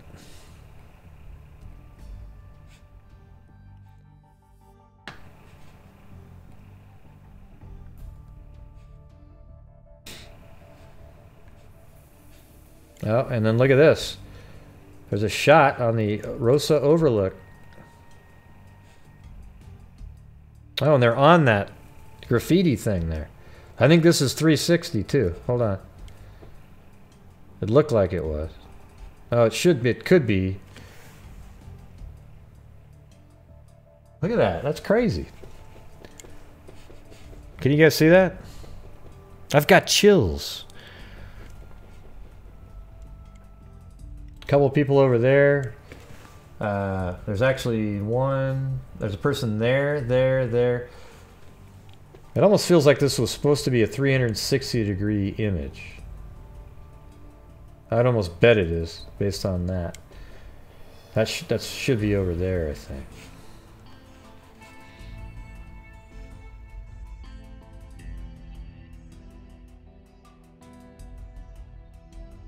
See, what's weird about Google Earth right here is even when you zoom in on it, it's not there. Something strange about that mountain, man.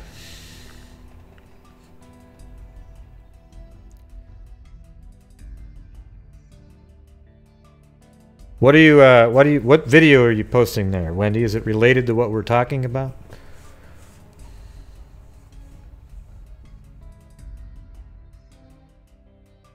What woman hiker?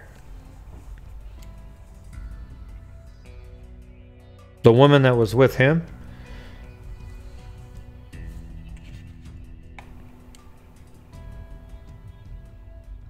Like, what does that even mean? Hey, does anybody know if that the woman hiker was found? That the woman hiker was found? Okay, unrelated. All right. Like, I don't even know what woman hiker was missing at this point. What's her name? Did I talk about her the other day? There's so many different missing hikers recently.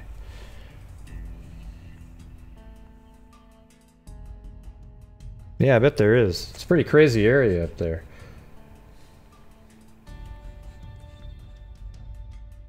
It's interesting that there's a photograph of both spots up on there, right?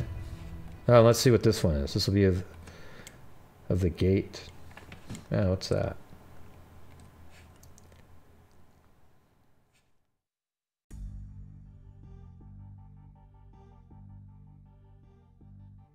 Who was found a month ago? The lady that was yelling help? I'm confused now reading the chat.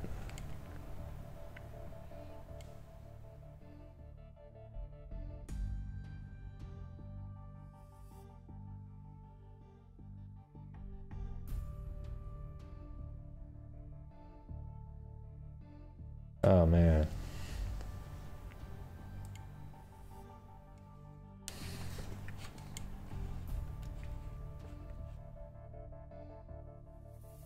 Well, it's a radio station. See, look. Radio relay right there. So this right here is a radio relay. I don't know what these are though, like what structures those are. Do people actually work inside of this thing? What are these two things? You know, what is this? But the little road right here says radio relay. So we can assume that for that, right? Now what this is over here, I have no idea. You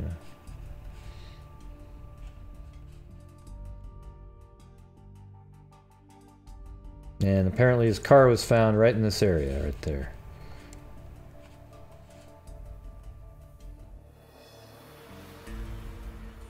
So something might have happened to him. And look how weird this is. You know the remember the one girl that was went missing that we covered? What the hell was her name?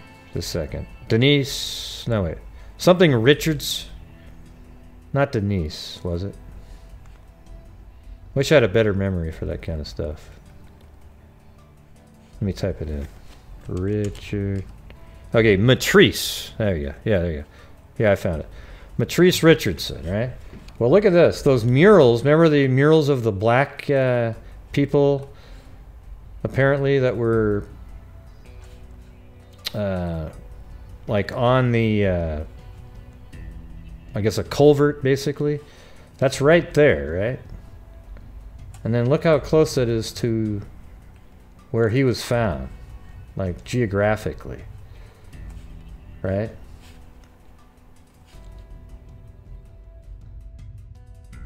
Let me go back to a line here.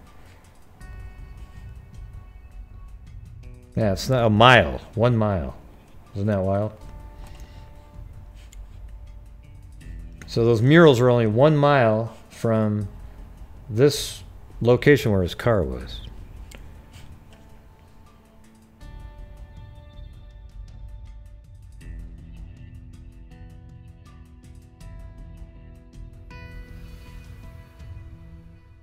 Yeah, and this is close to the, I mean, look at all the pins that I have in this general area here, right? So this is the campground where the guy was shot through a tent, and then there was a bunch of other shootings in that area. And then we have Matrice Richardson right in this area. This is where she was last seen. There's a pink culvert here that was painted after somebody thought they saw her in this area. Her body was found up in here. And, you know, this whole area isn't very big. That's probably like 3 miles from there. A lot of craziness going on in that area. Look at that. Look at those pins.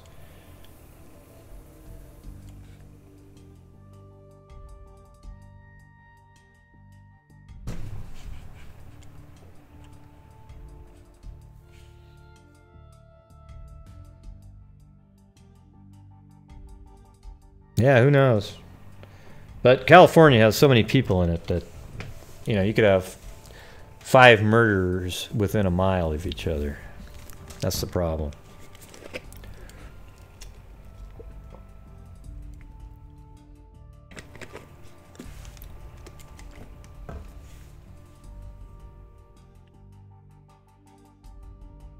Yeah, I know that part, Ainsley. Yeah, we just read that a few minutes ago. There was 2 people that were yelling help. They came out. They found his car, but they didn't find them.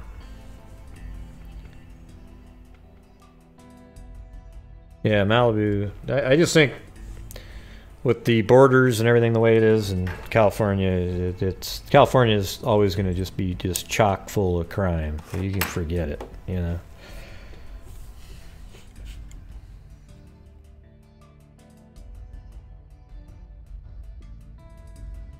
But yeah, so just looking at that, like this is the map of those sort of recent shootings and so forth. Look at that. A lot of stuff going on there. And remember, there was also those 2 bodies that were found on the side of the road in that area as well. Right here. Francisco Ronaldo Cruz was found right there. A guy was shot right there. They don't think those are related.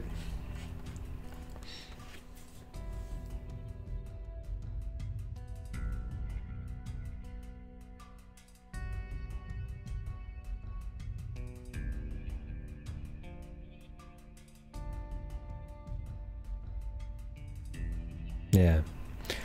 Anyways, I'm going to leave for about 2 minutes and come back. If you guys want to call in and, you know, chat for a little bit, that'd be cool too. We can do that. And I'll be back in just a minute, maybe 3. So you can listen to the same music. Oh, well, hold on. Let me see. Maybe I'll find a different one. Hold on.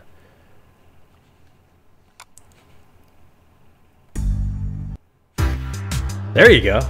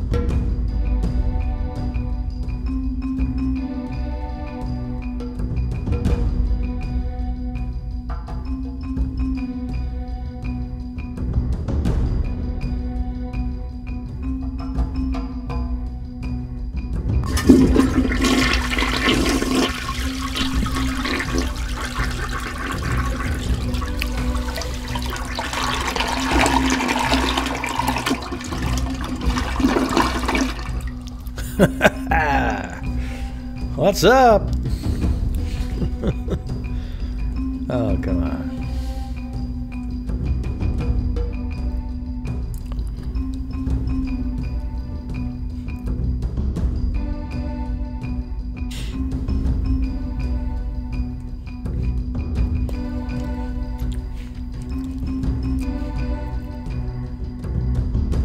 Hey, I like this one.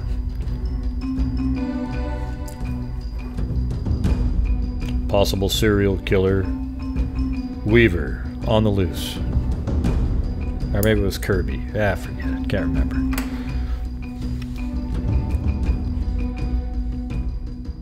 Different case.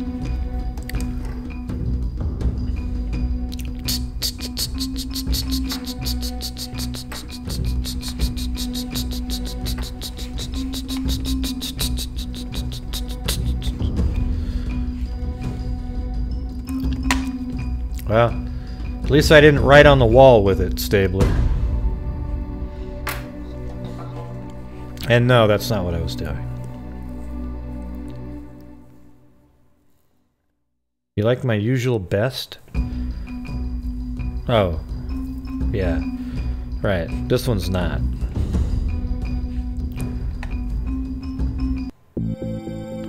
How about that one? That's a little bit relaxing. I have these, let's see.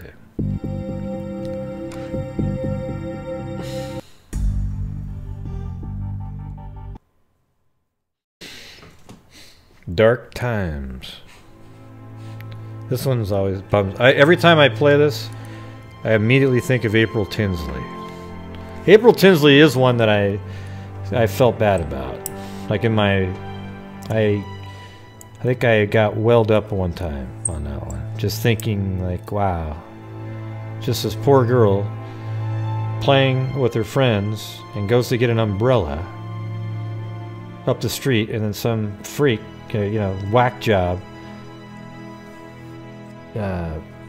grabs her, and then they find her dead in a ditch, and unspeakable things were done to her. So that one's one that I, you know, had a specific, you know, a reaction, because I really got deep into that one. I spent a lot of hours, and I found the, you know, basically every single thing that you can look up I found on Street View in that one.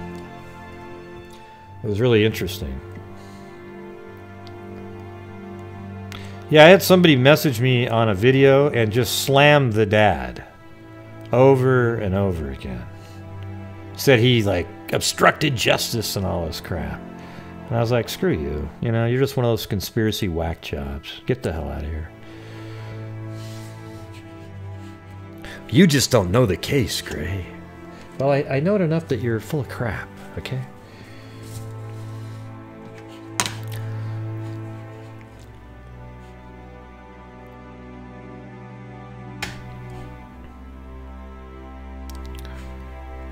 Alright, anybody wants to call in, that's cool. The first caller, we know who that's going to be. Can't afford us all.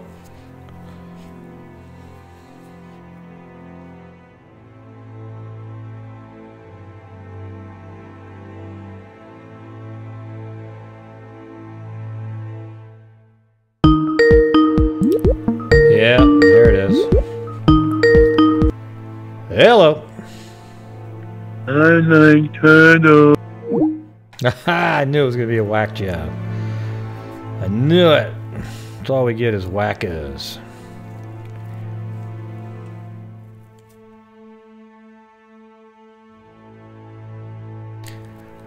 Are you about to have a baby, Amy? Well, congratulations.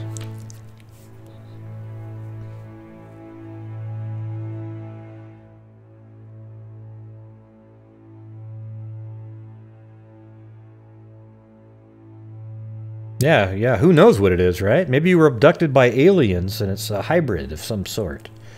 We just don't know at this point.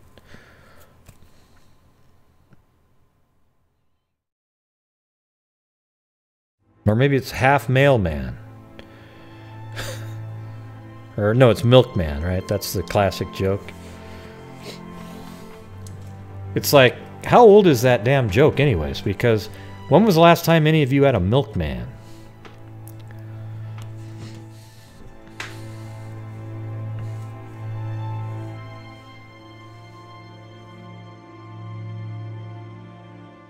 Oh, okay, let me check.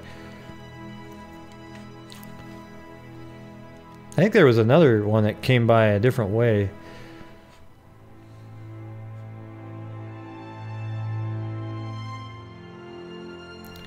Oh, wow. Thank you very much, Stephanie. That was very kind of you. That would have been one of the donations that had the God music playing. All right? I don't know if you want to... You can put the amount in there if you want. You know. But I appreciate that. Very kind.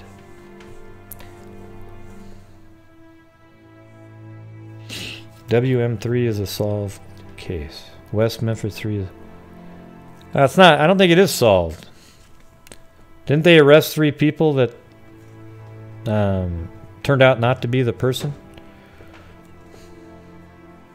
Yeah, it was very, very kind, Stephanie. I mean, I thought it was solved at one point, but didn't they sort of reopen it? Right. Yeah. I mean, Alfred plea is just saying, wow, I look guilty. But here's the thing, is who would... I don't think anybody who's truly believes they're innocent would do the Alfred plea. Right? Would you? Well, I realize you have a lot of information that makes it look like I did it, so therefore I'm going to admit guilt. Or not guilt, I'm going to... What do they actually say? They just say, I believe you have enough evidence to convict me, but I'm not admitting guilt. So I'm just pleading to that. It's kind of a weird deal, isn't it? Oh, that's right. They were let out of prison as long as they did that plea, right? What a joke.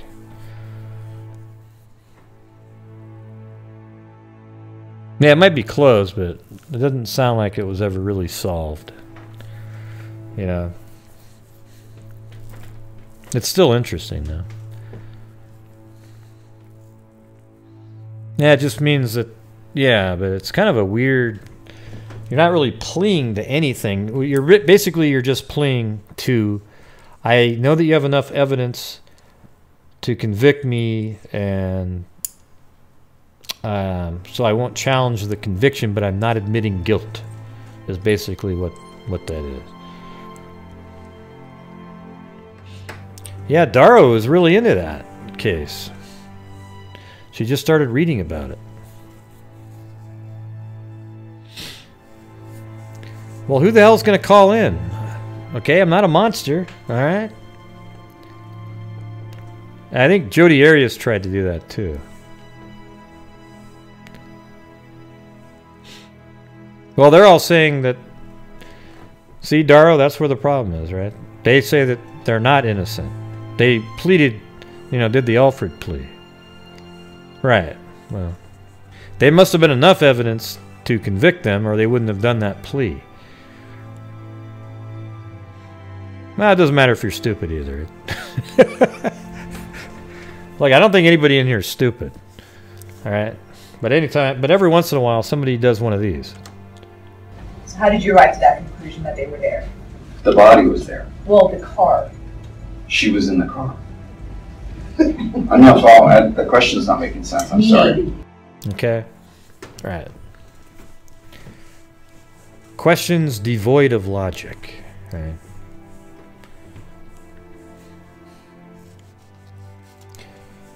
So they were in prison, and then the police, I think what happened was, right, like they were in prison, and then there was pressure to let them out, but the prosecutors only would let them out if they did the Alfred plea to save face for themselves, but then also let them out. These absolute, you know, barbarians apparently to them, but they still let them out. See, that's where it's just like, you know what, if you're going to let them out, just admit that you didn't have the right people. Okay, you didn't have the right people. That's why you're letting them out. Would you really let people out that were accused of you know, basically, what do you call it? I mean, they raped kids and killed them and cut off body parts, all right?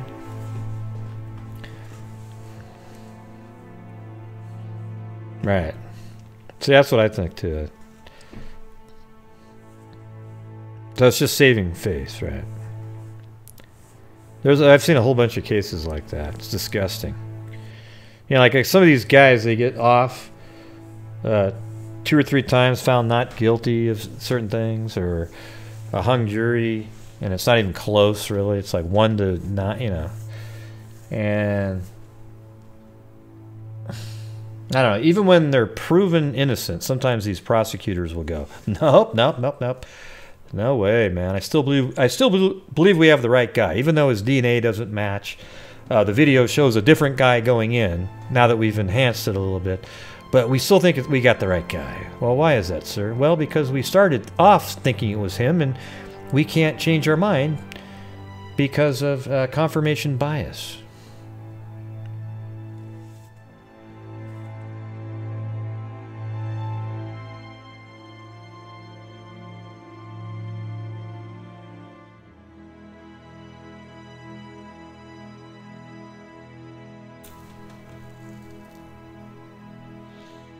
Yeah. So were they all tried together at the same time? And when people say West Memphis 3, are they talking about the 3 that were put in prison or the 3 kids that died? I always wondered that.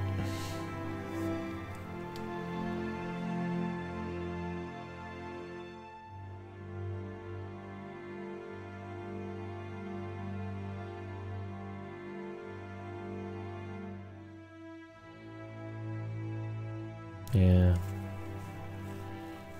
I don't know. Was there anything satanic about any marks on their body? See, I just hate when everyone starts doing the devil worshipping shit. You know, it's like, oh yeah, there's devil worshipping. No, they're just barbarians. Okay, so when they say West Memphis 3, they're talking about the 3 in prison, right? See, I always thought it meant the 3 kids that were killed.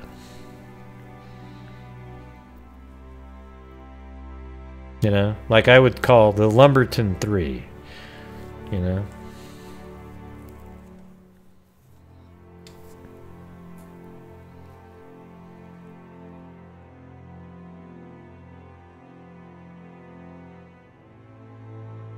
What?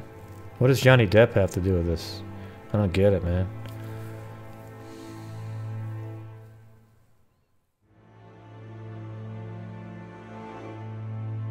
That'll be cool to go over it, yeah.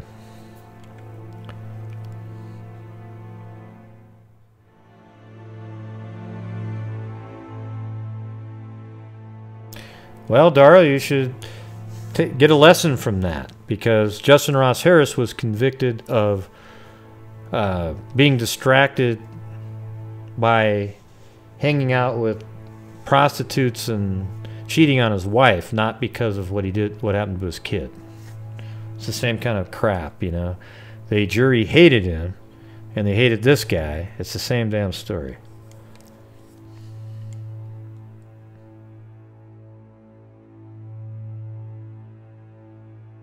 Who's Drop? Who are you talking about? Or Depp. Okay, Depp. So Depp is buddies with one of the West Memphis 3? That's awesome. Johnny Depp's an idiot, okay? He's a good actor, but man, some of the stuff he says out there, he's literally like he's mentally ill, right? But a lot of those actors are a little bit like that.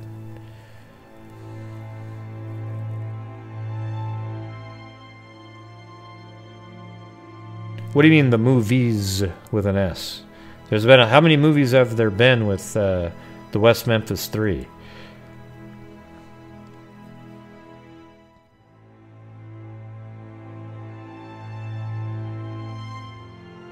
Are they pretty good movies?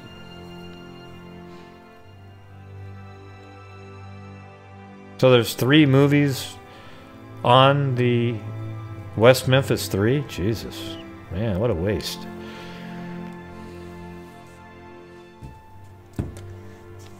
A lot of overlap there, I'm sure.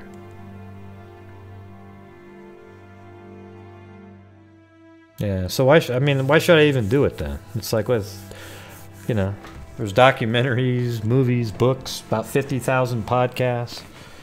I don't think I would do anything differently. I mean, I'm sure one of them, all of them, if you take them all in totality, you know, they'll probably cover some of the same stuff.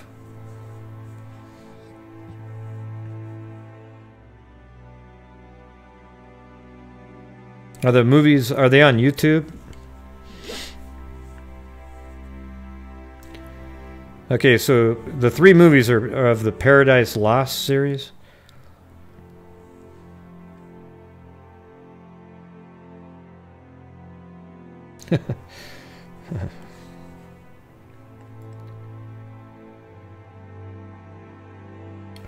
Yeah, maybe something like that. I mean, where do you find these? Are they on... Yeah, that's what it seems like, Joe. Like one of those, you know, like you put all this time into it, and then you get nowhere, really. I've listened to a couple podcasts on it. It's a really long one on it, but that's it. Why don't they just call it the West Memphis 3, you know, and then say Devil's Knot so that you can find it? Like, who would ever type in Devil's Knot hoping to find the West Memphis 3 story? See, it should always be West Memphis 3 dash The Devil's Knot or Devil's Knot, right? Then another one would be West Memphis 3 Paradise Lost series. Because who would ever, if you're looking for the West Memphis 3, why would you look up, let me guess, Paradise Lost, maybe? That could be a name?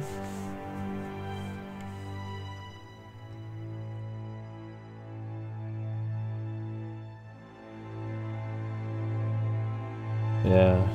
But you got to realize this, when you're watching documentaries, there's going to be a bias by the person who made it.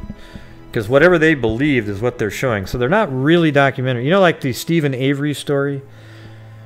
He did get screwed on his first case, the one that he got let out. But the second one, he did kill that lady. Okay, now the documentary makes it look like, oh, wow, look at all this stuff. But they explain, I watched an entire show explaining the reality of it, and it was just, that documentary was a joke. Completely biased, didn't even put out the real facts, and it was really, when I saw that I was like, okay, there you go.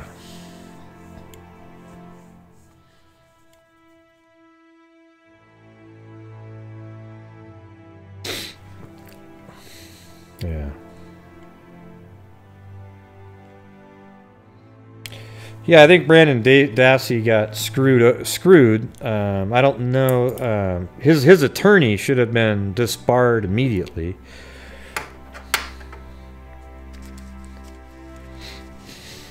Who cares? You know, oh, he's a bastard. He killed a cat. I'm more concerned that he killed a person. Okay.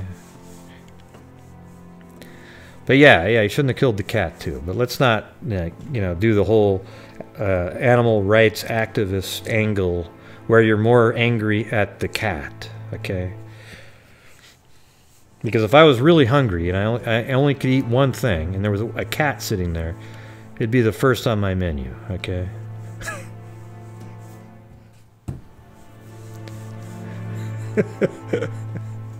That was just for you, Daro. That was just for you.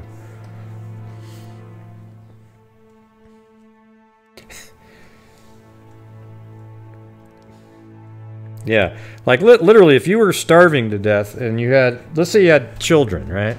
And you were in a cabin and you could get no food and you were going to be stuck there for a week and your cat was with you. I'm pretty sure every one of you would kill the cat and to keep your kids alive.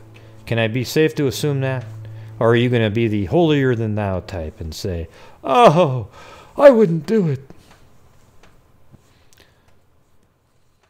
No, I don't agree with that at all. Like I just said, people kill animals all the time and eat them, right? Like, see, Ada just said, no, anyone that kills animals is a sign of more evil. Well, people hunt and they eat those. People kill cows and we eat cows. People kill chickens and we eat chickens. All kinds of stuff, right? Just because you like cats doesn't make, you know, if somebody's killing the cat for food and that was their only source, I don't think they're evil at all. I think they're, you know, they're smart. Yeah, I just explained the pets angle. Yeah. Come on. Tell me the truth here. I want to have put a 1 in there. I want people to be honest here. If you had a child and you had no other source of food and you had a cat there, would you kill the cat to feed your child if that was the only source of food that you could find? It was snowing out, and there was like a couple weeks. So you'd let your child die, Carlos. That's genius. Right. See, and that's the honest to God truth right there. See, I got some 1s in there. Now, the other people also would put 1, they just didn't put it because they don't want to be on record putting a 1 down. And then there's people like Mandy who say, absolutely, assassinate that cat. There you go. All right, there's the truth.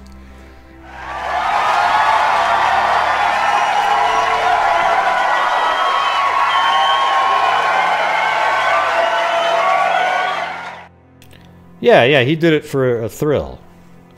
But your first thought was, he's an evil bastard, he killed a cat. Right? You should have said, he's an evil bastard. He killed that lady, and he killed a cat. Right?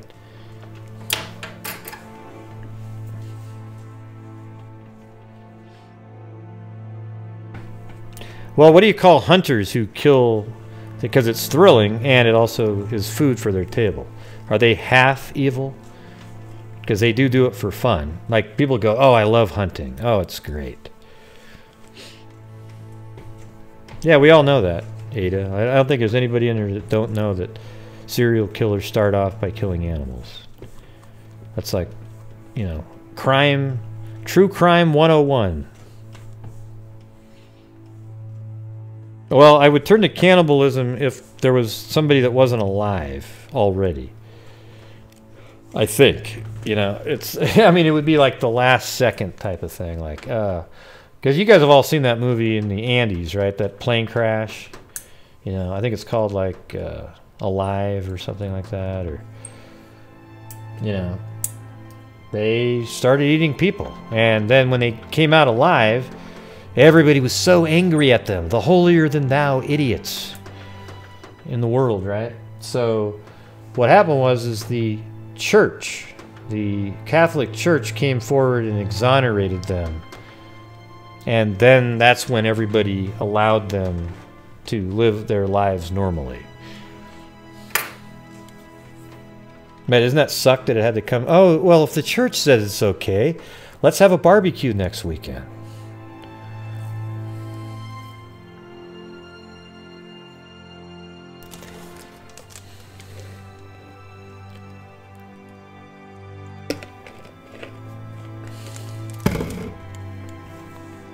Yep. So what do you think about hunters? Hey, Ada, what do you think about hunters, though, that they hunt because they like to hunt. They like to, you know, shoot bears and deer, all kinds of things. But then they eat it, too. But, you know, a lot of people, they like to just get that little trophy on the wall. Does that make them sociopaths? Or is that because they're not labeled a pet?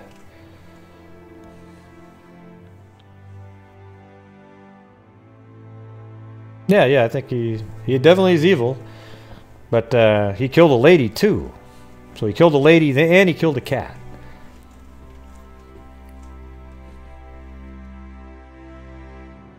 Right. See, I Yeah, I mean, I think it's totally different. But I've had this argument before. What if this is reality right here?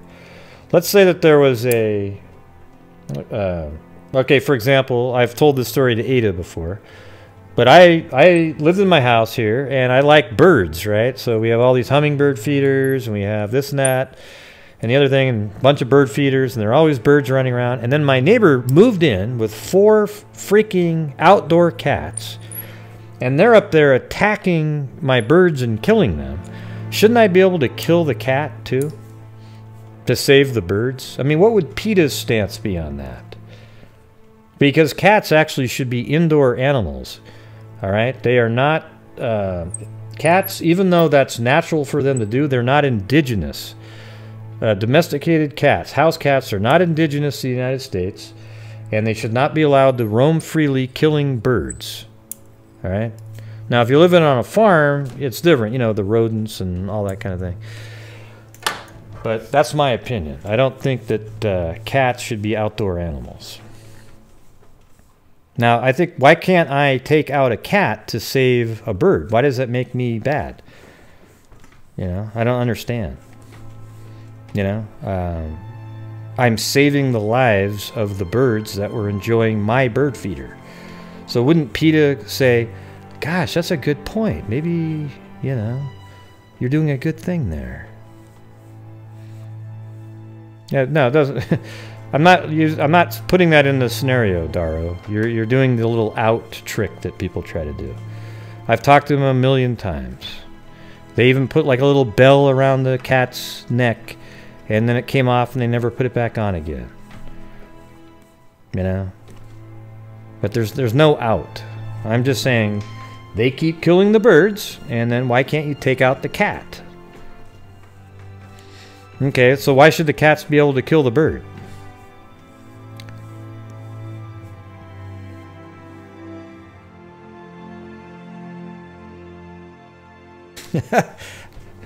Ada's trying to come back in with the logic there. All right, Ada, you win. Okay, here we go.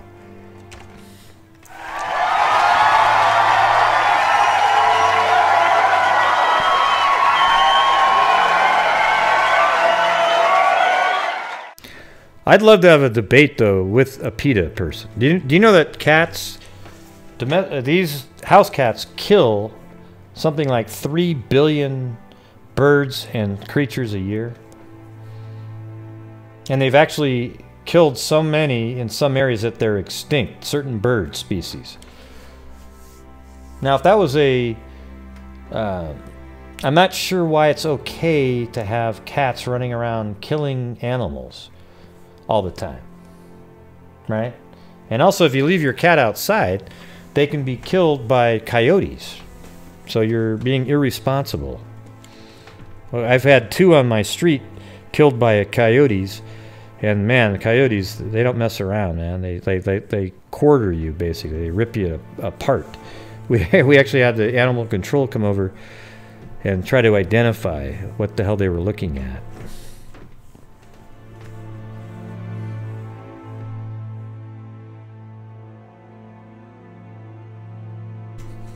Yes, freaky lizards, and cats kill lizards too.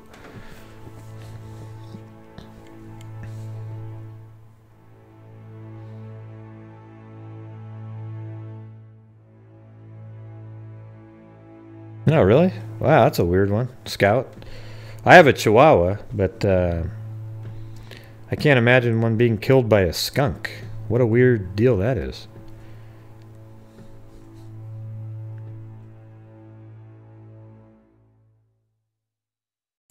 Yeah, I do like this one cat named Fluffy over here. I will say that. You got me on that one. And what's cool about Fluffy, though, when I have birds, he'll just come over, or she, or whatever the hell it is, comes over and just watches the birds like I do. And then it walks away later. It doesn't ever get into the stalking crouch, getting ready to pounce.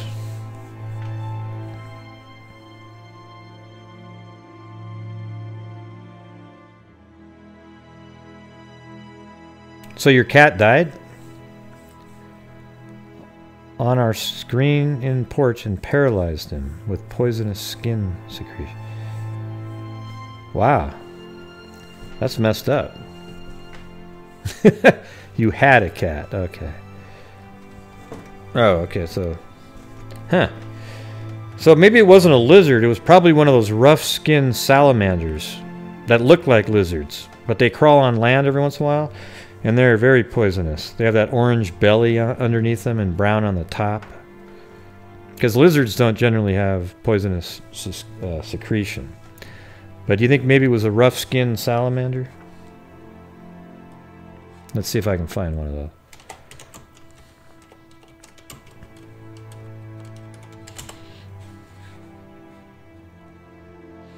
Yeah, right here, look. One of these guys. See, these look like lizards, right? Was it one of these? Right there? Because these things are really poisonous right here. And look what they do. See this little... This is what they look like underneath. See that really orange? And if a creature attacks them, they curl up in this weird little angle.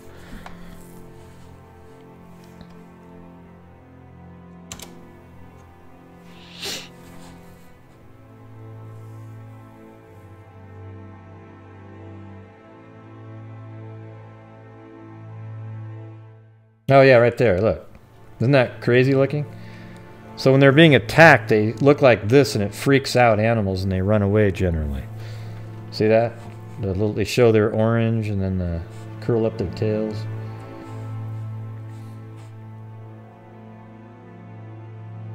So that wasn't them? Does it look like one of these freaky lizard?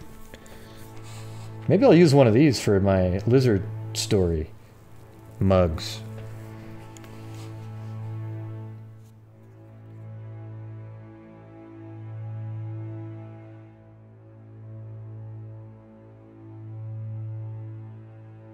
I actually kept one of these as a pet one time.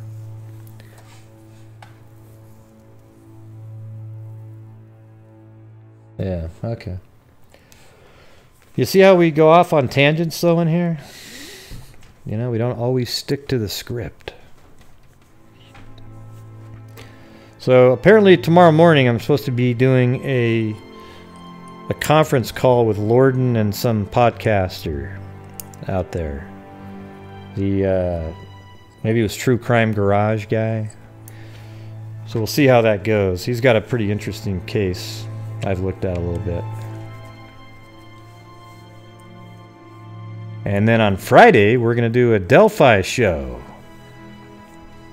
What do you think of that, huh?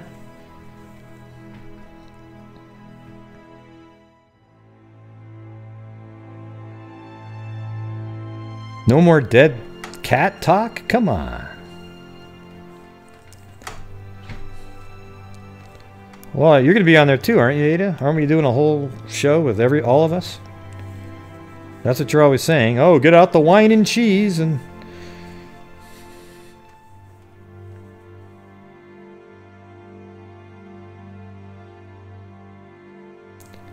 What's... you got an alert coming on at 11:18? No, not really any new stuff. Just going to be talking about it.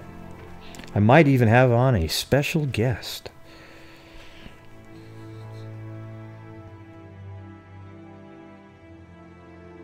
Yeah, so I'm going to have to end this pretty soon because I got to be able to get up in the morning. Alright, so anyways, nobody called in, so forget it. Man, are you guys that freaked out to call in? Jesus.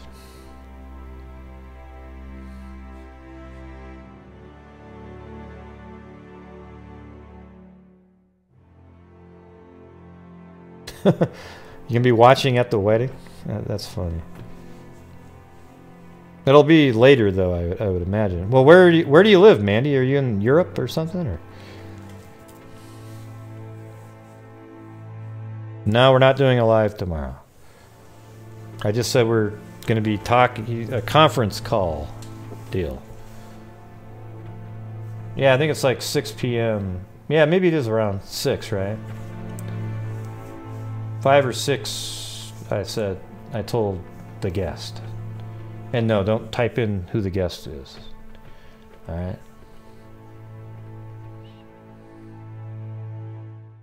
Yeah, you're not invited to the John Lorden show. I was just telling you that I'm talking to him tomorrow and see what we're gonna, you know, I'm not sure what we're even gonna do. We're just gonna be discussing something. But Friday we're gonna do a Delphi show. Maybe, I don't know what you call it. A round table, if you will.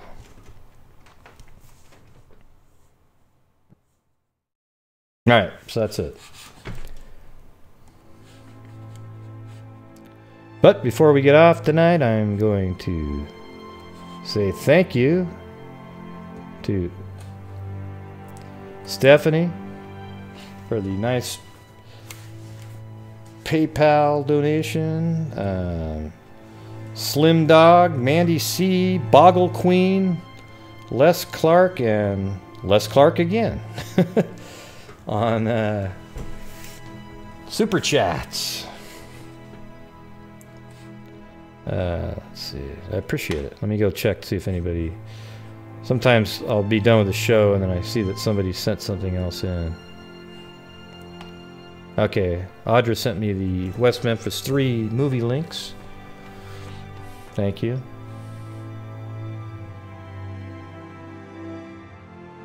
Alright. Well, that's it. So I'm going to do the flyby now. Probably just fly around in this area, I guess.